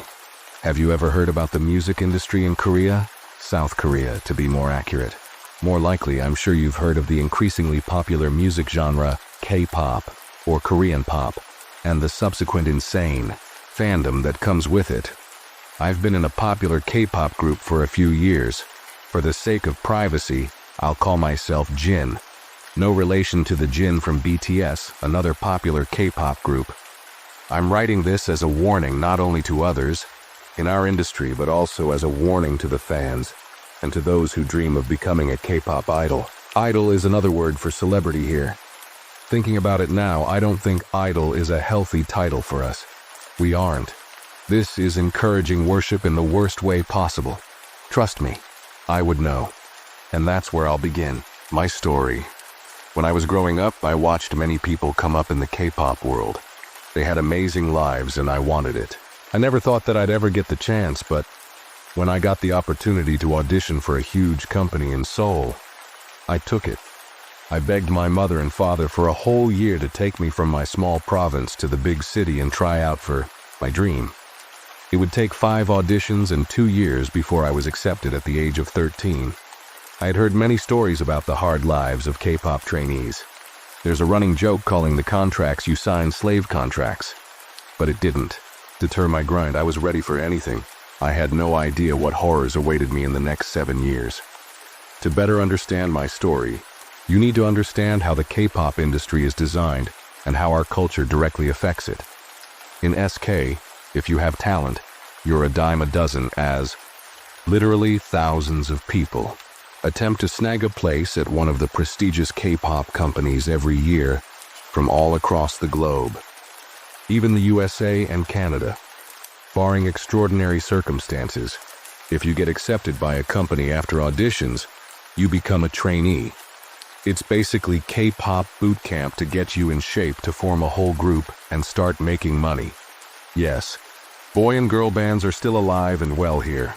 Trainees can be molded anywhere from 6 months to 5 or 6 years. Now my trainee life was simple and difficult. Every day, all day, I would train to be a pop star with 10 other kids my age. Some a little older, some even younger. It was hard. From sunup to sundown, we trained in all things you could think of. Singing, dancing, rapping, language, etc. But this life was the life I chose and wanted. I could write a whole horror story on just my trainee life, but this story's subject is about the life after I debuted in a group. The life that I always thought would be a dream come true. The life full of traveling the world, singing, dancing, money, and the fans. The love of the fans. That was what I was most excited about. I wanted it so bad. The unconditional love of millions of people, wearing my face on their shirts, phone cases, and screaming my name and crying when they got to meet me. Who wouldn't want that? Being worshipped. Years after my other members and I became a legitimate group, I was bathing in the things I always wanted. It was amazing, but it came with a cost. In South Korea and the K-pop world, we have different levels of fans. We have the normal fans who always support us, come to our concerts, buy our music, vote in our music shows, get our views up on YouTube, spend all of their money on us, etc. We love them, and they love us. The second type are what we call netizens. These people are internet citizens, and you may recognize this category as netizens are mostly in every fandom. That being said, they can be wonderful if they are happy with our choices, but when they believe we do something wrong, even if it's as minor as looking at someone the wrong way, they can be vicious. We're always terrified of our actions as we fear the repercussions of these fans, but we live with it. It comes with the territory. Now, the third level of fan, here, we call them sasaengs. The Korean word sasaeng is a shorter form of the Korean word sasaengwal and sasaengwal, which literally means privacy or private life. I can honestly say I do not understand this level of obsession. I heard rumors that they existed, but I never thought I'd ever have an encounter. I was wrong. These fans stalk us and invade our privacy. Us bigger groups or singers have at least 100 full-time sasaeng fans around us at all times. They try to rip off our clothes, kiss, molest, and rape us. They steal our private property, and they have even broken into our dorms and hotels and planted cameras to watch us. They sometimes steal our boxers and sell them online. I even had a seemingly normal fan at a meet and greet place put a camera in a stuffed animal she gave me. Thank God our security thoroughly checked our gifts before allowing us to have them. I remember a few years ago hearing about a set of girls who had hit a few female idols with a bag full of rocks outside a venue when they were signing autographs. They were in the hospital for days after. I've even heard of these fans slipping drugs and poisonous substances into the food and drink of the idols, making them sick. One even died after unwittingly consuming cyanide placed into a room service meal in Japan. That was a few years ago.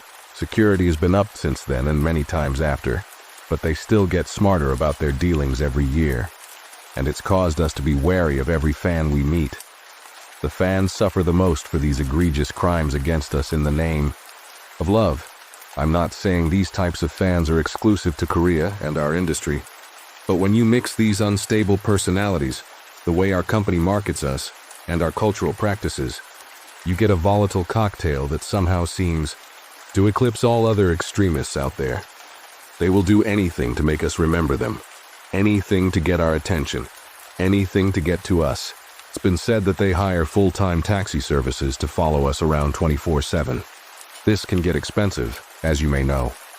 Disgusting as the thought is, to fund their obsession, they have even sold their bodies for sex when they can't get the money to do this anywhere else. It's a sick life I don't understand. We've also heard rumors that they have even killed, just to get the chance to touch us. But this has never been confirmed. We've all had the fear of God put into us by these rumblings and experiences of these fans. Honestly, I don't think they have the right to be called fans, but the fear and the precautions were not enough to prevent the events that were to come. Not only do we suffer at the hands of these people, but we also have immense tribulation that's sourced from our own company. Even though many of us have had horrible experiences regarding the dark side of our fandom and have ample evidence of these crimes, our companies will do nothing to punish them. No legal action whatsoever. Why? Because they refuse to injure any source of income, even from these psychopaths. The people we entrust our lives to, the ones that are supposed to protect us, they value money over our safety and well-being. they are just as much to blame. They can be cruel in every sense of the word. For example, in our world, we are not allowed to date anyone. Not publicly, not in private either, as forbidden by our companies, but we find ways around it. Even though it's in our contracts, we have little to no social life. Some companies will stipulate in said contracts that we can date 5 years after we debut, but unfortunately, that's rare. Regardless, like I said, we find ways around it. We have to be stealthy about it, but sometimes that doesn't always work, as you'll find out. The companies forbid it because they want the fans to have a false sense of hope. They want them to have the illusion of access. They want them to think we are available, and that they actually have a chance of being with. That's sick, right? But the companies think it helps them make more money. It's even been proven as true by the money they've lost by dating scandals. If we're ousted as being with someone, the fans get angry. They almost feel like we cheated on them. They shame us, but the one who suffers the most is the person we're in the relationship with. Years ago, I had met a girl who worked at my company. She was the assistant to our debut stylist. I'll call her G. She was quiet and she didn't seem like she belonged in this hectic life we live. I barely even noticed her at first, until a few months after we debuted when she graduated to becoming one of our full-time stylists. For months she seemed to just blend into the colorful chaos that was our life. But one day I saw her. Really saw her. G was beautiful. Honestly, the most beautiful girl I had ever laid eyes on. And that's saying something considering I had been around the likes of gorgeous female idols for years. G was different. She didn't have to wear expensive clothes or pounds of makeup to sparkle among every other girl in the room. I began talking to her, and it took a year, but I finally got a date with her. She was opposed to it for the longest time because of our contracts, but the connection was undeniable. A piece of paper couldn't hold us back. Months of stealthy, shadowed dates, clandestine meetings, and stolen glances later, we were in love. The cover of her job helped ease the pain of having to be hidden from the public and corporate eye. My other members knew, but they had their own undercover lovers to deal with, and encouraged me when we fought about stresses over our secret. My fans thought I was single, and that's the way it had to be. We adapted and were together as much as we could be. Every second was precious. Seconds that normal couples would take for granted. I loved her. I truly did. I wanted no one else. She saw me, really saw me through the idle exterior I had to wear constantly. We traveled the world together on tour, and she followed me to the ends of the earth. I thought one day, once we got older and when the contracts were renegotiated, we could go public. We could get married, have children. Oh, how I wanted children with G. She would have made a wonderful mother. In the spring of last year, G and I had become comfortable with our routine, maybe a bit overly confident that we would never be found out, cocky even. It happens when you get away with a lie for so long. You feel invincible and infallible in your life of secrecy. We never thought that cool morning in March would be the end of our carefully constructed house of lies.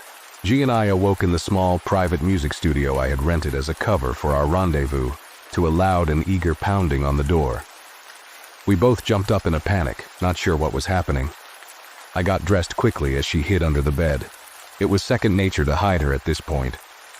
I staggered to the door, ready with at least 10 different excuses for any situation I would be met with, to protect her, to protect us. We weren't amateurs. I opened the door blearily, and I was met by 2 men from upper management in our company. I sighed deeply as I saw the anger protruding from their expressions. I knew we had been found out. The next few weeks were a blur of public relations meetings and threats from our company. Someone had seen us and taken pictures. It took just one person to make this all crash down. It went viral by morning, and soon after, the whole community knew.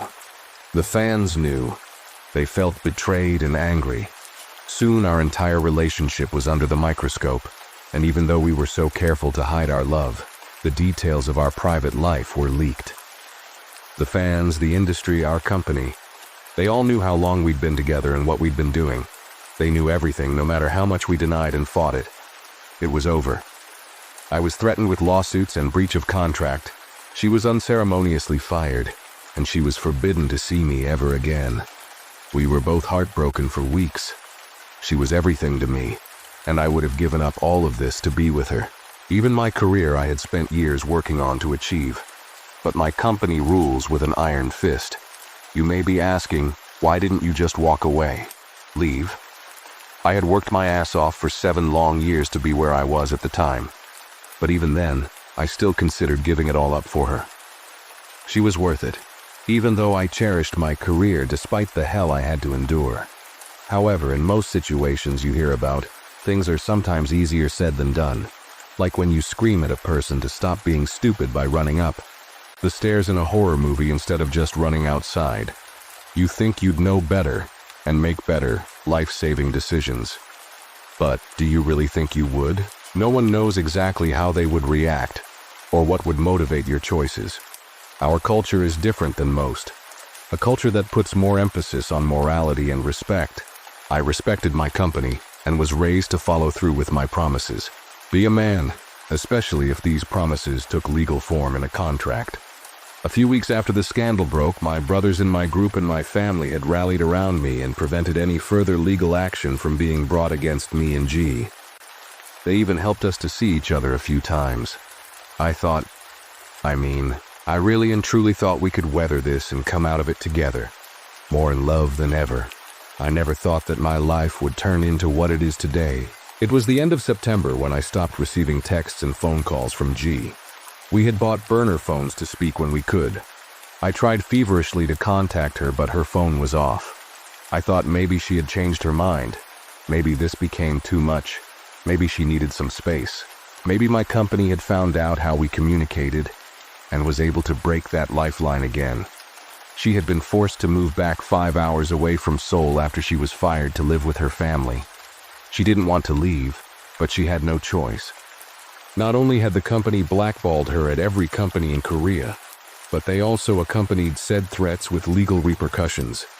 They threatened her enough that she was scared to stay, and with no income, she couldn't afford to continue to live in the city. The fans were not making it easy for her either. She was being berated by horrendous insults every street she walked on. They stalked her and made her life a living hell. My poor G. She never asked for this. I was able to hide behind my company and be protected, but she was thrown to the wolves. I blame myself for not walking away with her, for being too scared to do so. After a week of silence and no way to contact her family, I thought she had left me, that it was over. I thought my company had finally gotten rid of her for good. I was a mess, and I had no idea how to go about getting her back. I thought maybe it was for the best at times. She could live a normal life now and have a regular relationship where she didn't have to hide, and she didn't have to share him with millions of other girls on a daily basis.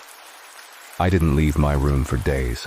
I could barely eat or even will myself to take a shower. I consistently asked my company if they could reach her, just to make sure she was okay. I even pleaded with them to let me see her one more time and say goodbye, but it fell on deaf ears. Eventually, I scoured the internet to find anyone related to her. I only had a few surnames and locations to go on. Luckily, I didn't have to search social networking sites for long. I found one of her younger cousins that she grew up with. I used a fake name and account to contact him, of course. I didn't want to risk this becoming another scandal. I told him I was one of her friends and co-workers from Seoul, and I was wondering how she was after everything that occurred, but that I had no way to reach her. I threw in a few personal details only someone who was close with her would know, just to assure him that I was indeed a legitimate friend and not a netizen trying to find G. After a bit of back and forth, he seemed to believe me. I asked him where she was and if I could have a way to contact her. He responded telling me that she had been staying at his aunt and uncle's house for a few weeks, but a few days prior to my message, she had unexpectedly left. She had been speaking of moving to America to study abroad for 2 years, and even booked a flight to tour schools on the East Coast. They didn't know it would happen so quickly, though. They figured that she had decided to leave early to escape the ridicule and spotlight she was unfairly shoved into by our relationship. He said she didn't even say goodbye or leave a note. She told no one she was leaving, but this didn't shake me or her family because G always hated goodbyes. We never said bye when we departed from one another. We always said, "See you soon." He concluded by saying that they had faith she would contact them once she made her arrangements in the States, if she decided to stay, and that he would ask her to contact me when she emerged. I wanted to protest and ask more questions as I felt my heart breaking all over again. Was she really and truly out of the country? Did she leave everything and everyone behind to start a new life? Did she leave me behind? I politely thanked him for speaking with me and extending my invitation to speak with G when she became available. I thought on this information for a few days. I somehow came to the conclusion that my company had something to do with this. They always did. G did not come from a wealthy family by any means. She was the sole breadwinner for her family in her home province. She made just enough to support her simple lifestyle and take care of her family. I knew that flights and a trip to America would be out of her financial reach at this point in her life. So, naturally, I began to suspect that they had paid her to leave the country and cut off all communication with me. Probably another tactic to keep me in a cage and prevent more scandals that would cause the company more monetary decline. You have no idea the lengths they will go to secure their investments. We are a lucrative commodity, and they refuse to put that in jeopardy over a girl. I confronted them in a rage, demanding answers countless times, but I never did get a denial or confirmation of my suspicions and accusations. Either way, they benefited from her supposed sudden exodus from South Korea. Eventually, I threw in the towel and tried to accept that I may never see her again, and I had my company to blame every inch of the way. But I had no other choice but to move on. October came and went with no news of G. I kept my sanity by imagining she was living the life she always wanted in the States, or even Paris. We talked a lot about what we would do once I was let out of my contract. That's what kept me together. Those nights when all I had were my worst nightmares of betrayal to keep me company. Life went on around me in slow motion. Soon I was so caught up in recording our new album and performing our tour that I almost never got the opportunity to dwell or be angry. 2 weeks before my birthday, at the end of November, I started to receive my yearly birthday gifts from fans. I always looked forward to this. Our fans were wonderful. They would get the most unique gifts for us for our birthdays. Expensive, homemade, creative. Of course, with the ever-growing concern of the Sasaengs, our presents were monitored and checked before they were given to us. Every day that I would come back home to the dorm, I would have a new pile of packages set up on my bed, placed there by our staff. The other members always loved to come in while I opened them and called dibs on candy I didn't want. We did this every night for 2 weeks. The night before my birthday, I was excited. I knew I'd get the biggest and best presents the next day. Even so, I thought of G from time to time. Like I said, G was never rich by any means. But the presents she snuck to me every year were always my favorites. I remember running my fingers over the bracelet she had gotten me our first year together over and over until I fell asleep, hoping maybe I would still get a present from her this year. I thought that maybe it would come in the form of an email or text message, even a phone call, just to know where she was and make sure she was happy. I wanted to apologize for what my company did and tell her that I don't blame her for taking the money. Anyone in their right mind would, even with love on the table. I thought that I may just have the chance to tell her these things I'd rehearsed in my mind for months, following her departure. I woke up to my members and staff bringing me a huge breakfast in bed.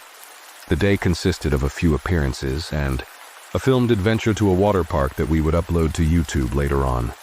We had a live broadcast of my cake ceremony and got into an icing fight.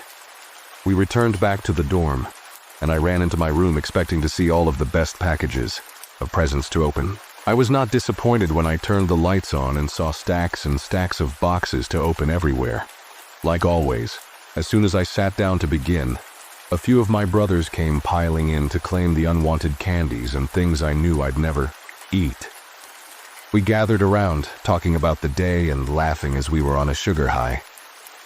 By the 10th present, I was already exhausted. I had quite a few left to open and was moaning that I wanted to finish in the morning. They were disappointed, but I had finally convinced them to leave me be to rest. As we were picking up the tattered remnants of wrapping paper and boxes, one of my members came to the door with a box. It wasn't very big, and it was just a plain brown shipping box that most all of the fans' presents were delivered in. I asked him what it was, and he chuckles, tossing it to me, saying he didn't go around opening other people's birthday presents like some kind of monster. He told me that he had gone into the kitchen for a glass of water and found it sitting on the dining room table. We thought maybe the staff had forgotten to place it with the others. We examined it, and it was, of course, shipped to me. It read, "To Jin Love, your biggest fans. Happiest of birthdays, and we love you more than life itself. You love us too, right?" In Korean, of course. I took the box and shook it. It was a bit heavy, but I had a weird feeling that this box was unusual. Why? Because it didn't look like it had been opened yet. The staff always opened the boxes first before giving them to us for safety reasons. Some of the newer staff would sometimes retape the boxes, just so it would feel like I was the first to open it on my birthday. It was nice of them to give the illusion of a surprise. So, I thought nothing of it. None of us did. I decided to put it with the others, and I kicked the rest of my mates out for the night.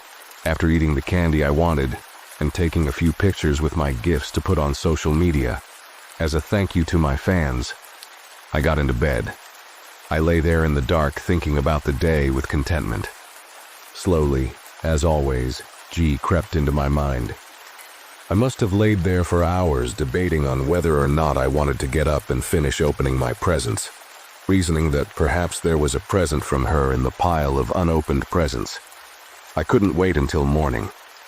So I got up, turned on my lamp, and sat on the floor. I began opening the rest of my boxes. One by one, my smile excitement waned as I realized each present was not from her. I was happy with gifts from fans, but of course I was disappointed. An hour later, I only had one box left, the box that was found on our kitchen table. I sighed as I pulled it towards me, sitting in a ring of shredded boxes in hopes. I took the box opener and slowly cut the thick layers of masking tape that covered the entire box. My heart pounded in my chest as I thought, it's the last one. One more chance for G to wish me a happy birthday, to know she was okay and still loved me. As soon as I cut through the last layer and began to open the lips of the box, I was hit by a stench I will never forget. I coughed and gagged at the putrid smell emanating from the contents of the package. I gasped for air and fell backwards on my elbows. My loud calamity had woken up my member in the room across from me, and he sleepily opened my door, asking if I was okay. I looked at him for a moment, trying to hold in a belly laugh, before his nose was assaulted by the smell of rotting meat. He covered his nose and coughed as he waved his hands frantically in front of his face. I enjoyed a right good laugh, watching him struggle with his senses that betrayed him. After a few minutes of debate, we reasoned that maybe it was some food that a fan made, and perhaps it had spoiled on its journey to us. It wouldn't be the first time. Just last year, one of his friends got a box full of his favorite potted meat from fans. The staff left it as a joke, and our dorm smelled for weeks. He thought it was strange that the staff would give it to me if it was rotten, but I didn't want to disappoint my fans. If they had gone through all of that trouble, the least I could do was retrieve the card and place it with the others. I prided myself on sending thank you notes to all of the senders every year. That was just the kind of guy I was. With our noses being pinched by our fingers, we sat back down around the package and braced for a plate full of rotting food. I only needed to get the card, and then we could take it to the trash. We were being very dramatic about it, to be honest. We counted to 3 and quickly opened the box the rest of the way. We peered into the box. For a few moments we both stared at the contents, not knowing exactly what we were looking at. The odor was burning my eyes so badly that they were tearing. I wiped away the blur from my vision as I looked closer. All I could see was a mass of what looked like purple and black mush. Whirls of white and yellow mixed into the slush of liquid surrounding 3 masses lying in a container at the bottom of the box. All at once, I heard my mate scream bloody murder as he jumped back and began to heave in the corner of the room. My brain misfired, and all I could do was stare into the darkness. I began to shake violently as I finally came to the disgusting realization of what I was looking at. A human, rotting hand, a foot, and what looked like a pound of human flesh piled in the corner. I only learned later that it was a severed scalp that had been crudely shaved short prior to its detachment from the head. All I could do was keep my eyes fixated on it. My body was frozen, my lips were dry, my lungs wouldn't inhale or exhale. Tears ran down my face. My heartbeat was erratic and fast. My convulsions were becoming more and more extreme by the second as I kept my eyes on the only thing that was recognizable: a small silver ring on the finger surrounded by bloating flesh and exposed bone. All of the candy I had consumed immediately turned to bile and worked its way up my throat. I don't know how long I was sitting there in a statue state accompanying my silent meltdown. I couldn't move until I felt hands all over my body pulling me back away from the box. After a moment of looking up at my group surrounding me, I let out a blood-curdling, guttural scream and blacked out. At least, that's how the story goes according to those who witnessed this, as I don't remember much, save for the sight of human body parts that are forever burned into my memory. I woke up in the living room with police, my members, and staff scattered around the room.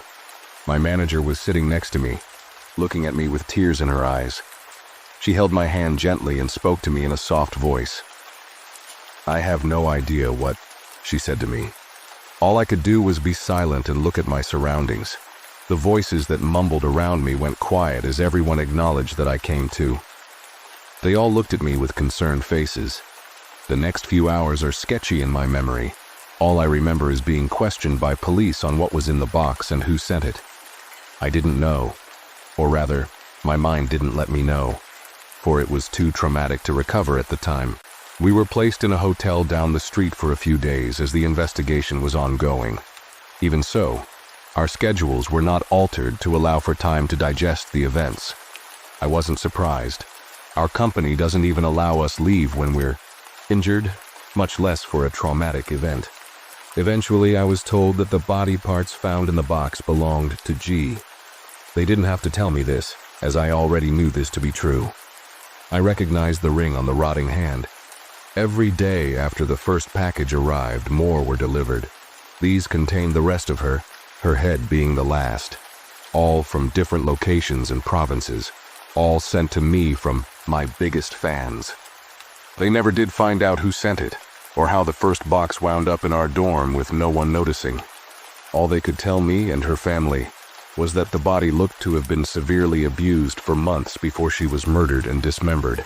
It was said that she was probably taken the day her family thought she left for America and was in captivity, being tortured endlessly until they decided to kill her and ship her remains to me. They didn't know if she was still alive when they began to saw her up. Honestly, I think they were trying to spare us the details. I like to think she was already deceased. I have to believe that. My poor G, the love of my life. Theories go that it was Sasa Engs who kidnapped her and tortured her, then killed her and sent me her body as a birthday present. They came to this conclusion by the note on the box, "From your biggest fans," but this was never fully confirmed. Maybe they used my fame as a cover for the murder. No one knows, but I believe it.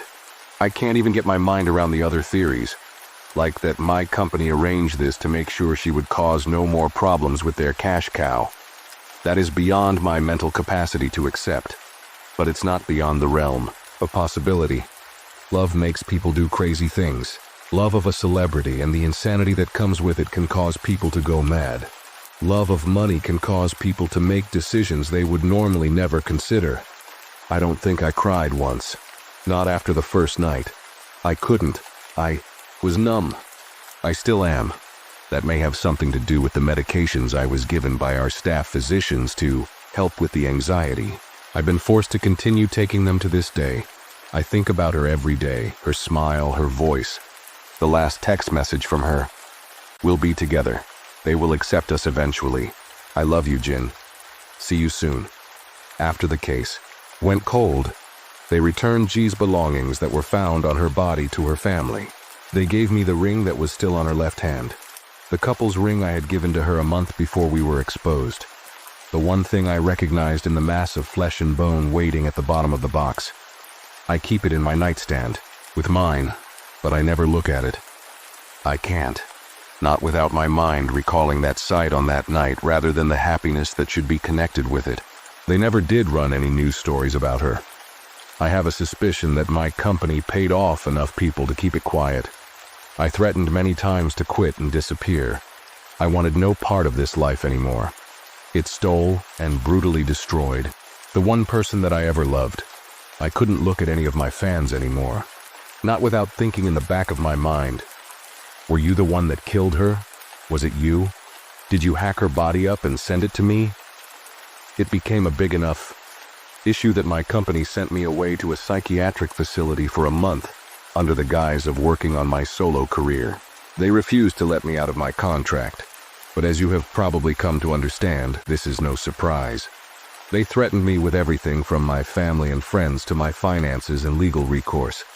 They threatened my group members to the point where I agreed to do what they wanted. My actions would never hurt anyone ever again.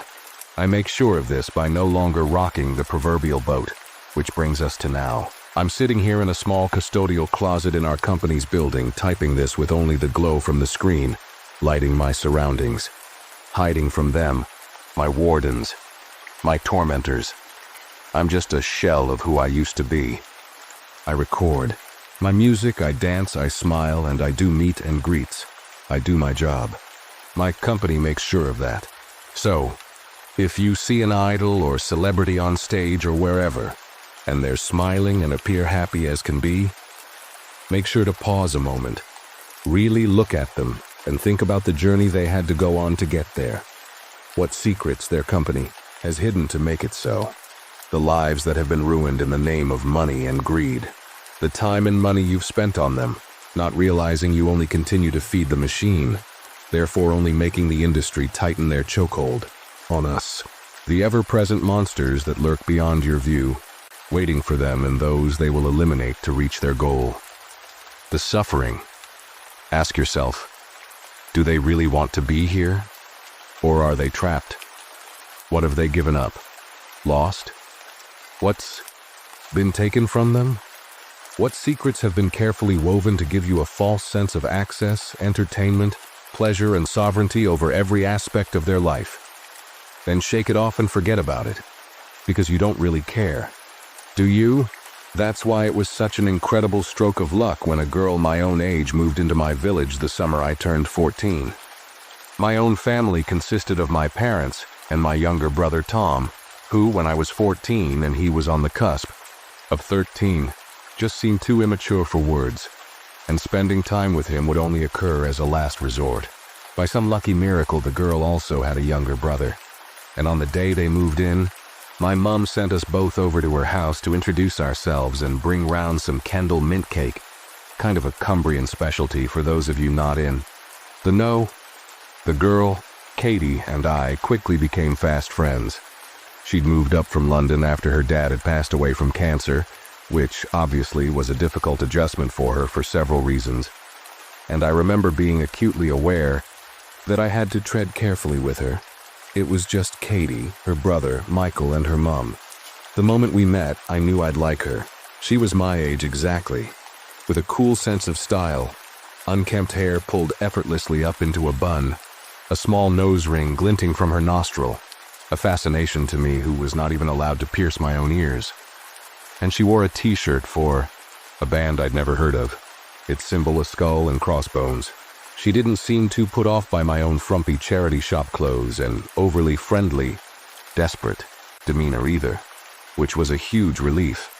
Her brother Michael, a small, narrow-shouldered kid with very pale skin and an awkward manner, and my own brother hit it off too, after starting a conversation about video games and went trotting off to Michael's room, immediately to play on his Xbox. I sensed the family had money. Their house was bigger than ours and a lot less shabby, and so Michael would probably have a lot of the latest games. After a nervous introduction, Katie and I soon got talking, and we sat in her kitchen swapping stories whilst her mum unpacked boxes around us. She seemed grateful that there was someone her own age in this strange rural land. I, of course, was ecstatic. The summer went by in a happy haze.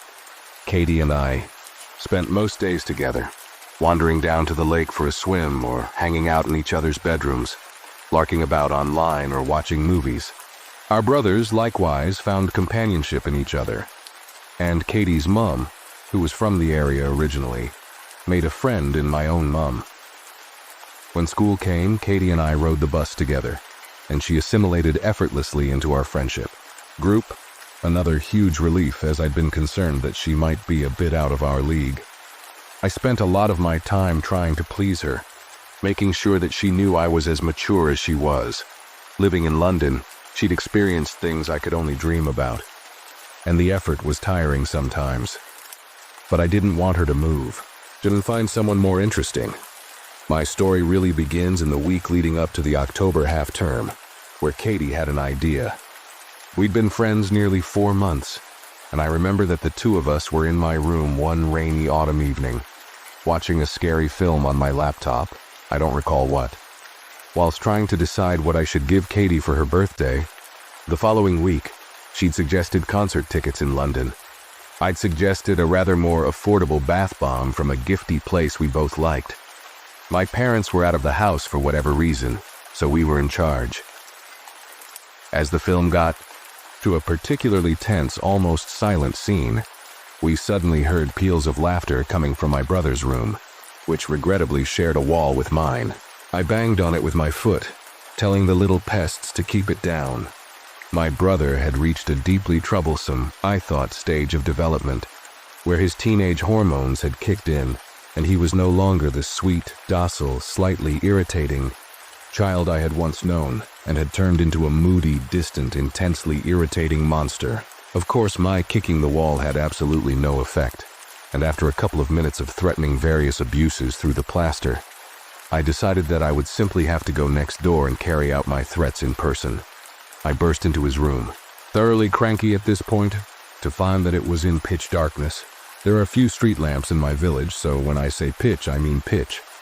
Furrowing my brow, I strained to see through the gloom, and I couldn't hear a single sound other than the whir of my brother's Xbox on the floor. What were they doing? I voiced this to the dark room, but got no response. Quickly, so quickly I wasn't sure I saw it. I saw a shadow dart across the room. Even though I knew it was my brother messing around, I couldn't help but feel the scenes from the horror film still sticking to me. Was I sure they'd been in his room? Hadn't they gone for a walk in the woods at some point? Had it really been them laughing? I considered this as my hand fumbled around the wall for a light switch when, suddenly, something grabbed my wrist from nowhere. Another hand. I screamed piercingly and tumbled back out into the hall, only to be greeted by the familiar peals of laughter we'd been hearing all night. Katie ran into the room and threw on the switch to reveal the little darlings huddled in black cloaks in the middle of the room, like acne-ridden dementors, falling about in hysterics. That wasn't very fucking funny. I screeched at them, but even Katie was suppressing a smirk. The horror film had gotten to me, and my brother and his friend had taken full advantage of that. The two boys were still creased over, bundled in their cloaks, as I took my brother's pillow and proceeded to hit them with it, which only encouraged the laughter.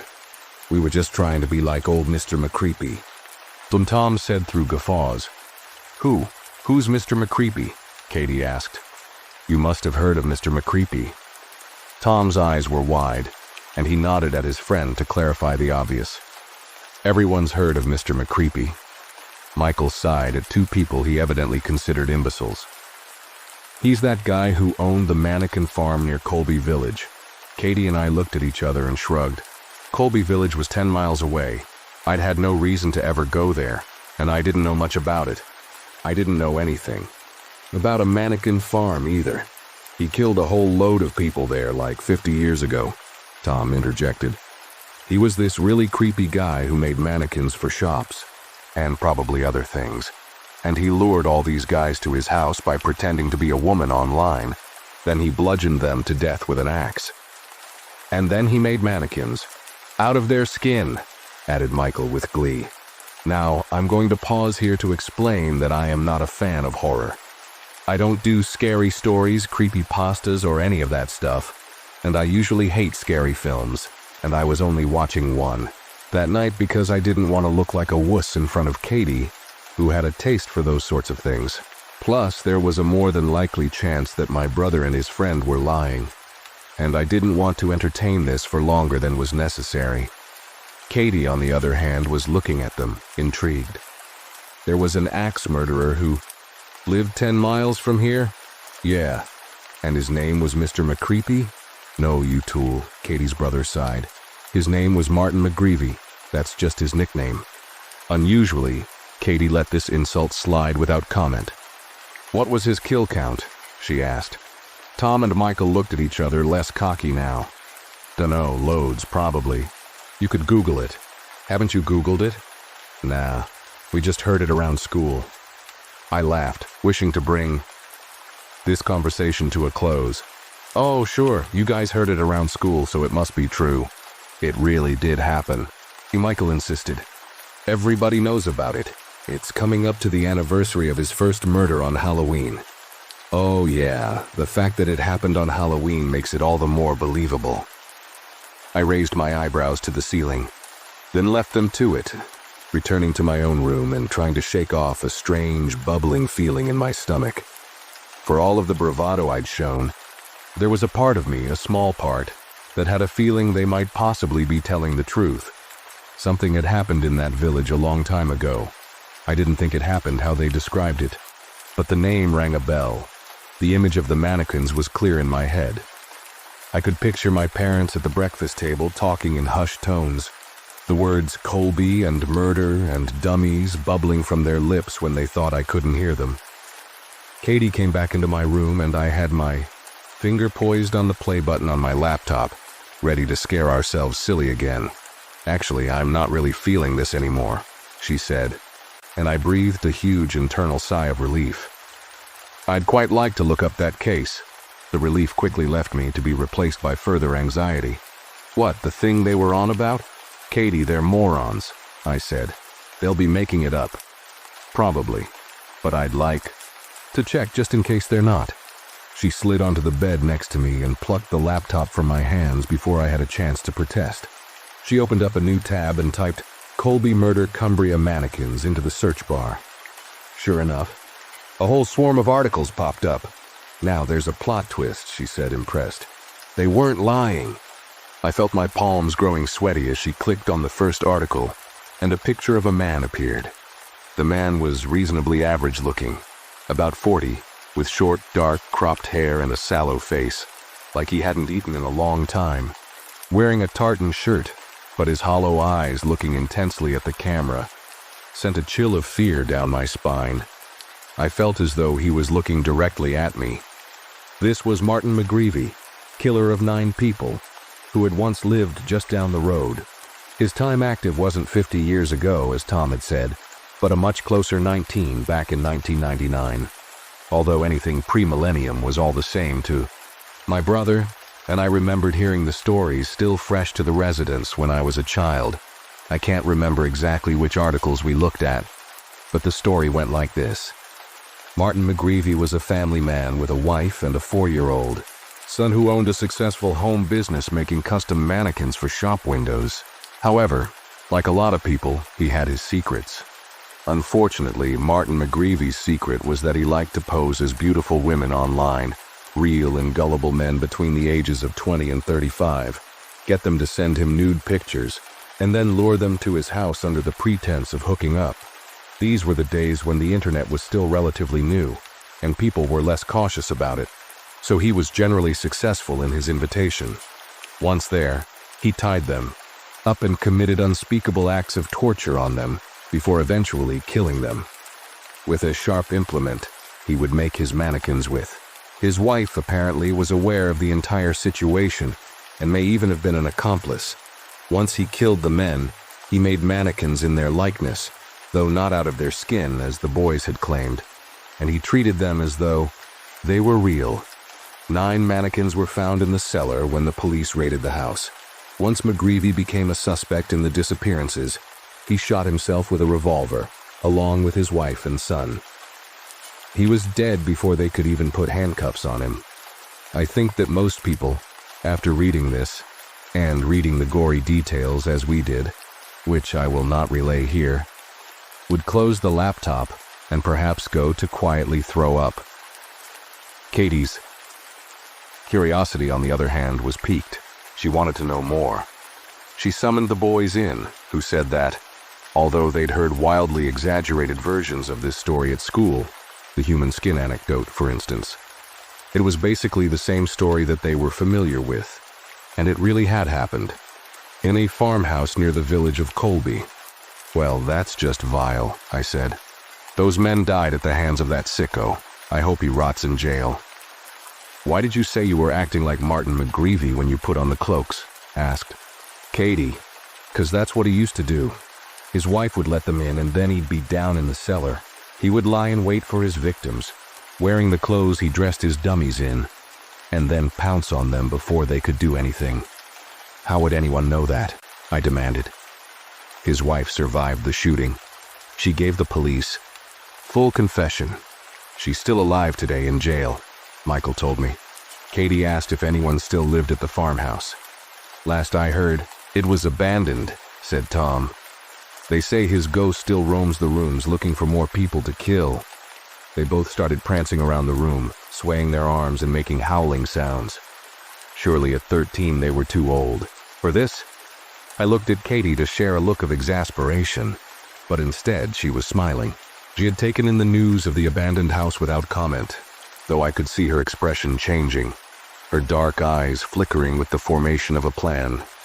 I didn't know if this was what happened to you after suffering grief at a young, but my friend seemed to be abnormally fascinated by the dark side of life. Death, torture, destruction, abandonment. It was, and is, a part of her that I struggle to like, if I'm being honest. But I try to understand that it is probably because she's been through a childhood trauma. I don't like to think that anyone could be interested in these things, just for the sake of it. After they left, she turned to me, the glimmer of a smile playing around her lips. I know what I want for my birthday. She grinned. I knew at that moment what she was going to say, and fear coursed through me like blood. Still, I needed to act nonchalant.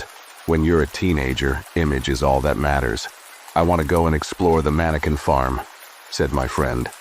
I just smiled blankly. It was absurd. Our parents were going to a dinner party in the next village, where they were likely to be out until midnight. That was the night we chose, as it gave us plenty of time to get there and back. Unfortunately, in the midst of our planning, my younger brother overheard and threatened to reveal everything, unless we allowed him and his weedy friend to come along with us. You'll ruin it. Katie screeched at them the night before we planned to go, the eve of Halloween, the night before his first murder. Another thing that surprisingly my brother had got right. You'll end up telling the adults. We won't, Tom insisted. We'll only tell them if you don't. Let us come. Come on. We were the ones who told you about it. Go with your own friends, Katie said. Surely they're all going up there in droves if this story's so famous. No one's been up there that we know of, Michael said. It's fenced off. It's really hard to get into. My heart jumped a little. I was hoping this nugget of information might put her off wanting to go. It only made her more determined to get in somewhere that others had not. Eventually they struck a deal.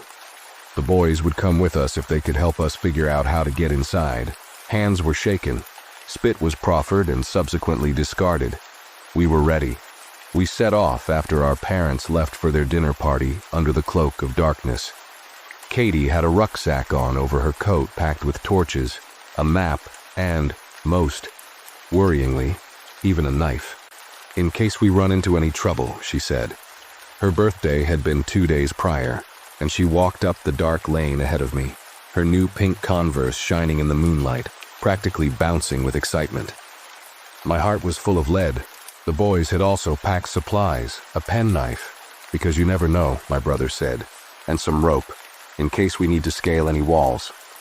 The place was an abandoned farmhouse, not a maximum security prison. But I said nothing. The village of Colby was very pretty, dotted with thatched cottages and an old 13th century church nestled in parkland. We trod through the streets carefully, not wanting to look too suspicious, and huddled under a street lamp to glance at the map. We needed to follow Church Lane, out of the village, until we passed a track on our left that read Pidcote. If we walked a mile up the track, we would hit the farmhouse. At least that's what one of Tom's friends at school had told him. We could only see the first bit of the track from Google Maps. The night was very dark now, and it was bitingly cold. As we wandered up the road, we got out our torches, and fewer cars marked the roads. Eventually, we were immersed in dark stretches of farmland, and could hear nothing but the hoot of an owl in the distance, and some far-off noise from cattle. I pulled my coat tightly around me, fear beginning to set in. I wasn't even that afraid of the farmhouse itself or of the legend of Martin McGreevy's ghost. I was more afraid of who might be living there now. We were 4 vulnerable kids on a dark, lonely road. We could be putting ourselves in serious danger. The white wooden sign, Pidcote, shimmered like a mirage under our torches. My brother stopped, staring at it. Maybe we should turn back, he said nervously. Katie and Michael turned, to look at him like he'd gone mad. I don't know if this is such a good idea. I was amazed. Out of the 4 of us, Tom and Katie had been the most vocal in wanting to go. Katie and Michael shot me a look as if to say, he's your brother. You deal with him.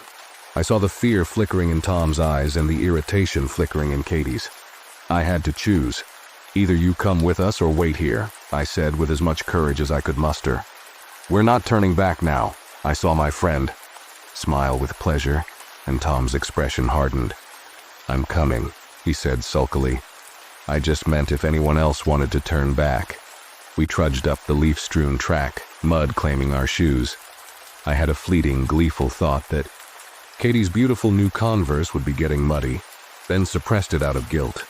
Sometimes I felt envious of her wealth, and then remembered that at least I still had a dad. We saw a building begin to loom in the distance. Surprisingly, as we got to it, it was actually very easy to get inside.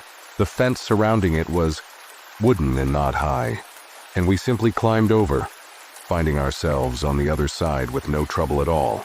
I didn't know what my brothers had been on about. The farmhouse was a 2-story affair, trees looming over it like hunchbacks, the windows boarded up so it looked vaguely monstrous, with metal panels for eyes. We shone our torch around the premises. The driveway was submerged in leaves. There were obviously no cars in it, and I couldn't see any lights on in the house. Not that I was expecting to, of course, but I couldn't help the thought that perhaps there were people squatting inside, and the lack of light made me feel less uneasy. The place was clearly deserted, a ghostly relic of the past. The wind bristled and I closed my eyes, wishing us away from it.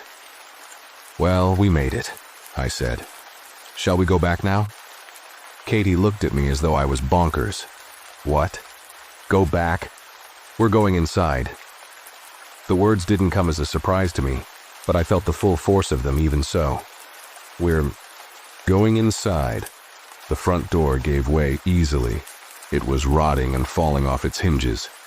Inside, the house smelled musty and damp. I remembered my grandmother's house smelling like this when we went in after she died, because she'd stopped being able to take care of it properly and refused to ever put the heating on. The room we were standing in was a hallway, doors lining, each wall around us, a decomposing staircase toward the back wall. What I hadn't expected was that there would still be furniture in the house. A side table was standing by the front door. A picture of a vase of sunflowers was skewed sideways. On the wall, homely artifacts amongst the dirt, reminding any visitors of what the place used to be. Whilst the floor hosted more leaves and mud, the wallpaper was peeling and smeared with graffiti. I wondered if the kind of people who'd written that graffiti might be thinking of joining us here tonight, and I felt a bit sick. I shone my torch to see the number 666 scribbled in red on the once floral wallpaper.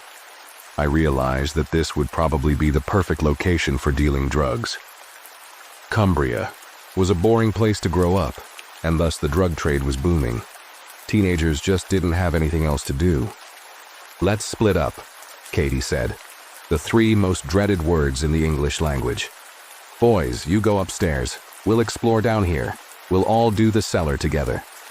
Her eyes sparkled at this. I could see Tom looking less than comfortable, but they nodded and headed up the stairs whilst I trailed after her meekly. She pushed open one of the doors on our left and we trod into the room. My feet felt like they were standing on linoleum. We were in what was once either a kitchen or a bathroom. Together, we shone our torches around. Then we froze. A woman was standing in the kitchen, turned away from us. She was standing over a space where the stove most likely used to be, wearing a traditional 1950s outfit. Hair up, flowery apron, floaty skirt.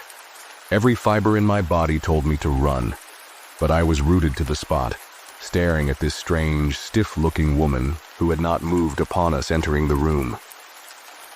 I reached out for my friend's hand, but she was in the process of moving a step closer, cracking a twig below her foot. The woman still didn't move. I couldn't take my eyes off her. Why wasn't she turning around? What was wrong with her? "Katie, there's something wrong here." "Hello?" Katie called out gently. "Hello?"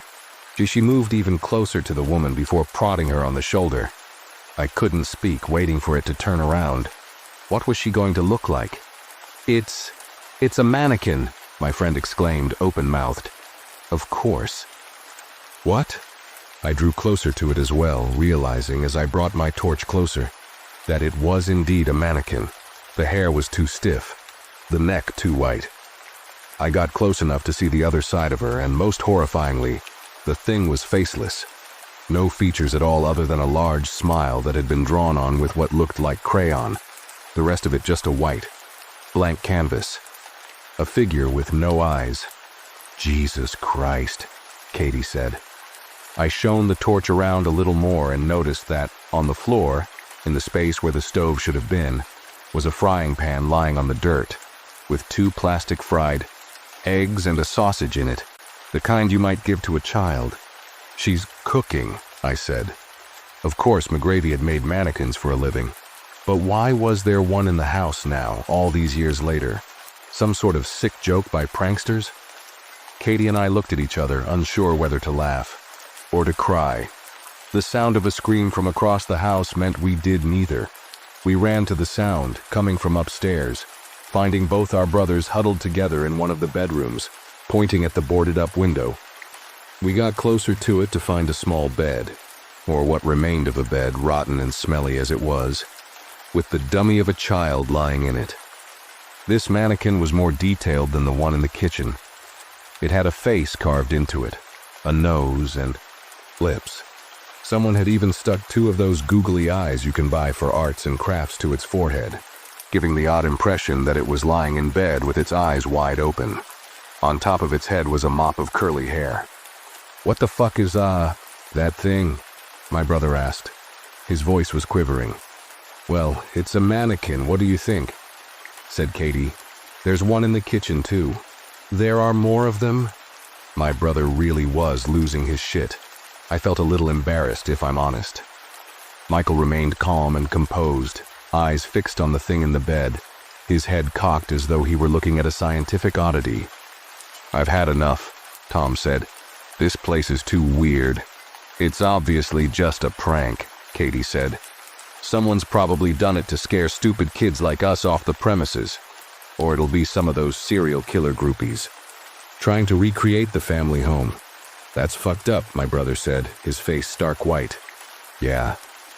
But Katie's expression didn't look like she thought it was fucked up. Instead, there was the trace of a smirk on her mouth. She looked like she was thoroughly enjoying the whole affair. "I think I'd like to leave now," Tom said.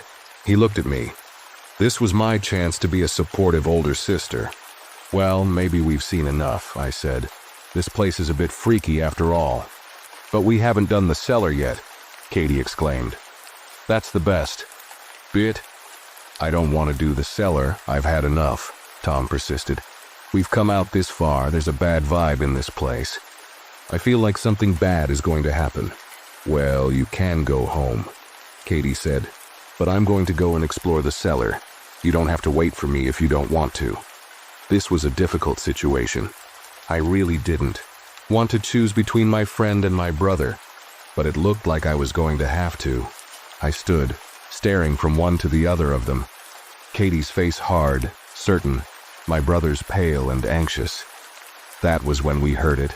A soft, dragging sound coming from beneath us, far beneath our feet, like it was coming from the cellar.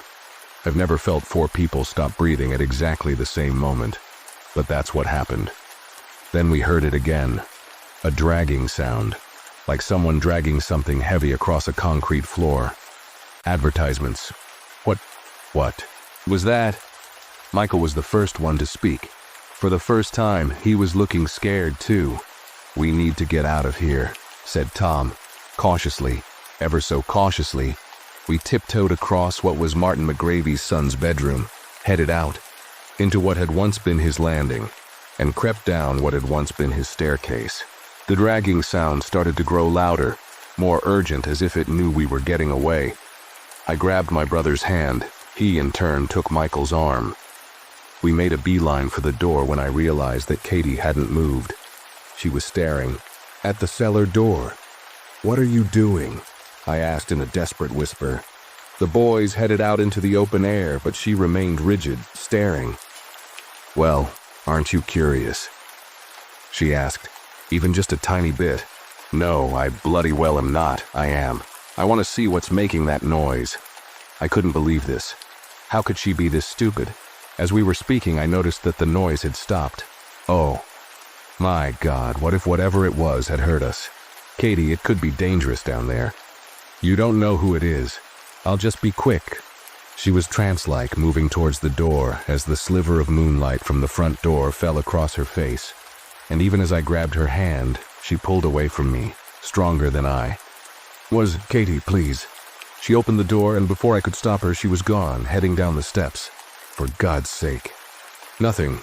Not heaven and earth moving, not a maze of chocolate, not pigs flying, could make my feet unstick from their place in the ground and make me go down there and stop her. Instead, I stood there, not even sure if I was breathing, as Michael poked his head back round the door. "What are you doing?" he asked. "Why are you taking so long?" "Your sister's gone down to the cellar," I said. We both shared a glance, a terrified, helpless, awful glance. But neither of us could move.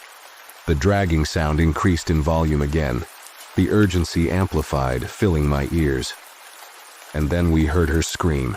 Her scream was even more ear-splitting than that of my brother's.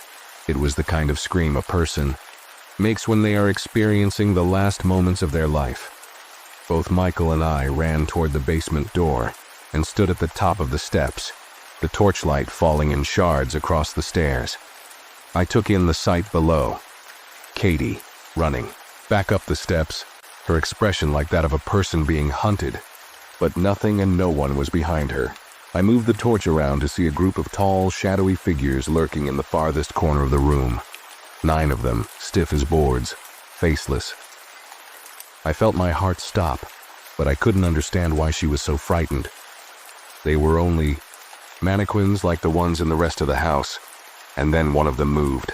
Thud, thud, thud. Katie's footsteps pounded up the final steps, and she pushed us with all her might back through the door, back into the hallway. "Get out of here," she shrieked. "Get out of here now!" We didn't need to be told twice. We began to run out the door, down the drive, towards my brother, who was also running.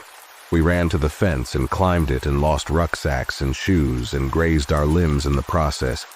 But we did not care, because all we knew was that we were running far away from that place and that sound and those awful, awful figures. I don't know what made me do it.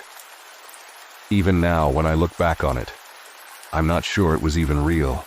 It was probably the hysteria.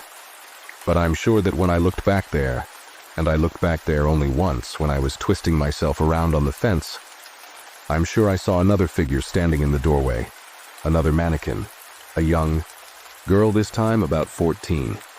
Its only feature a drawn-on mouth, a mouth wide with terror, and its long, bony arm was stretched out towards us, pointing. On her feet was a pair of pink Converse trainers. I didn't look back twice. Katie never told me what happened to her in the cellar that day. She never told a single soul. She refused to ever speak of the incident at all, in fact, and would get very upset when we mentioned it.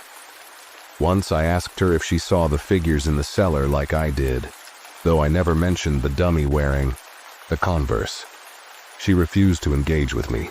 Her taste for horror waned. She never suggested going exploring again. Sometimes Tom and I will talk about it. We'll try and make a joke out of the whole thing now. Must have been some twisted pranksters, we'll say. But deep down, it scares us still. And I've never been able to go anywhere there are mannequins again, which, as you can imagine, makes life difficult in a department store.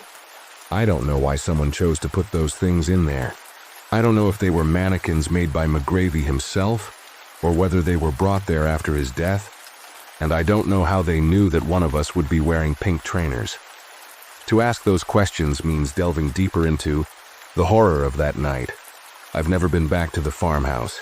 Katie and I became less close when we went to university, though we still keep in touch every now and then, even after she moved away from the village. Michael and Tom are still close, though. Tom says that Michael even went back there about a year ago, in broad daylight this time, to get some footage. He studies film at university. He said he didn't find any mannequins there, and all the furniture had been looted too. The cellar door was locked when he went there, though. Whatever it was that lurked down there amongst the shadows was concealed away. And whatever it was, Katie saw that night. Whether she saw the same thing as I did, or maybe worse, was hidden away, and can only be left for you and me to speculate.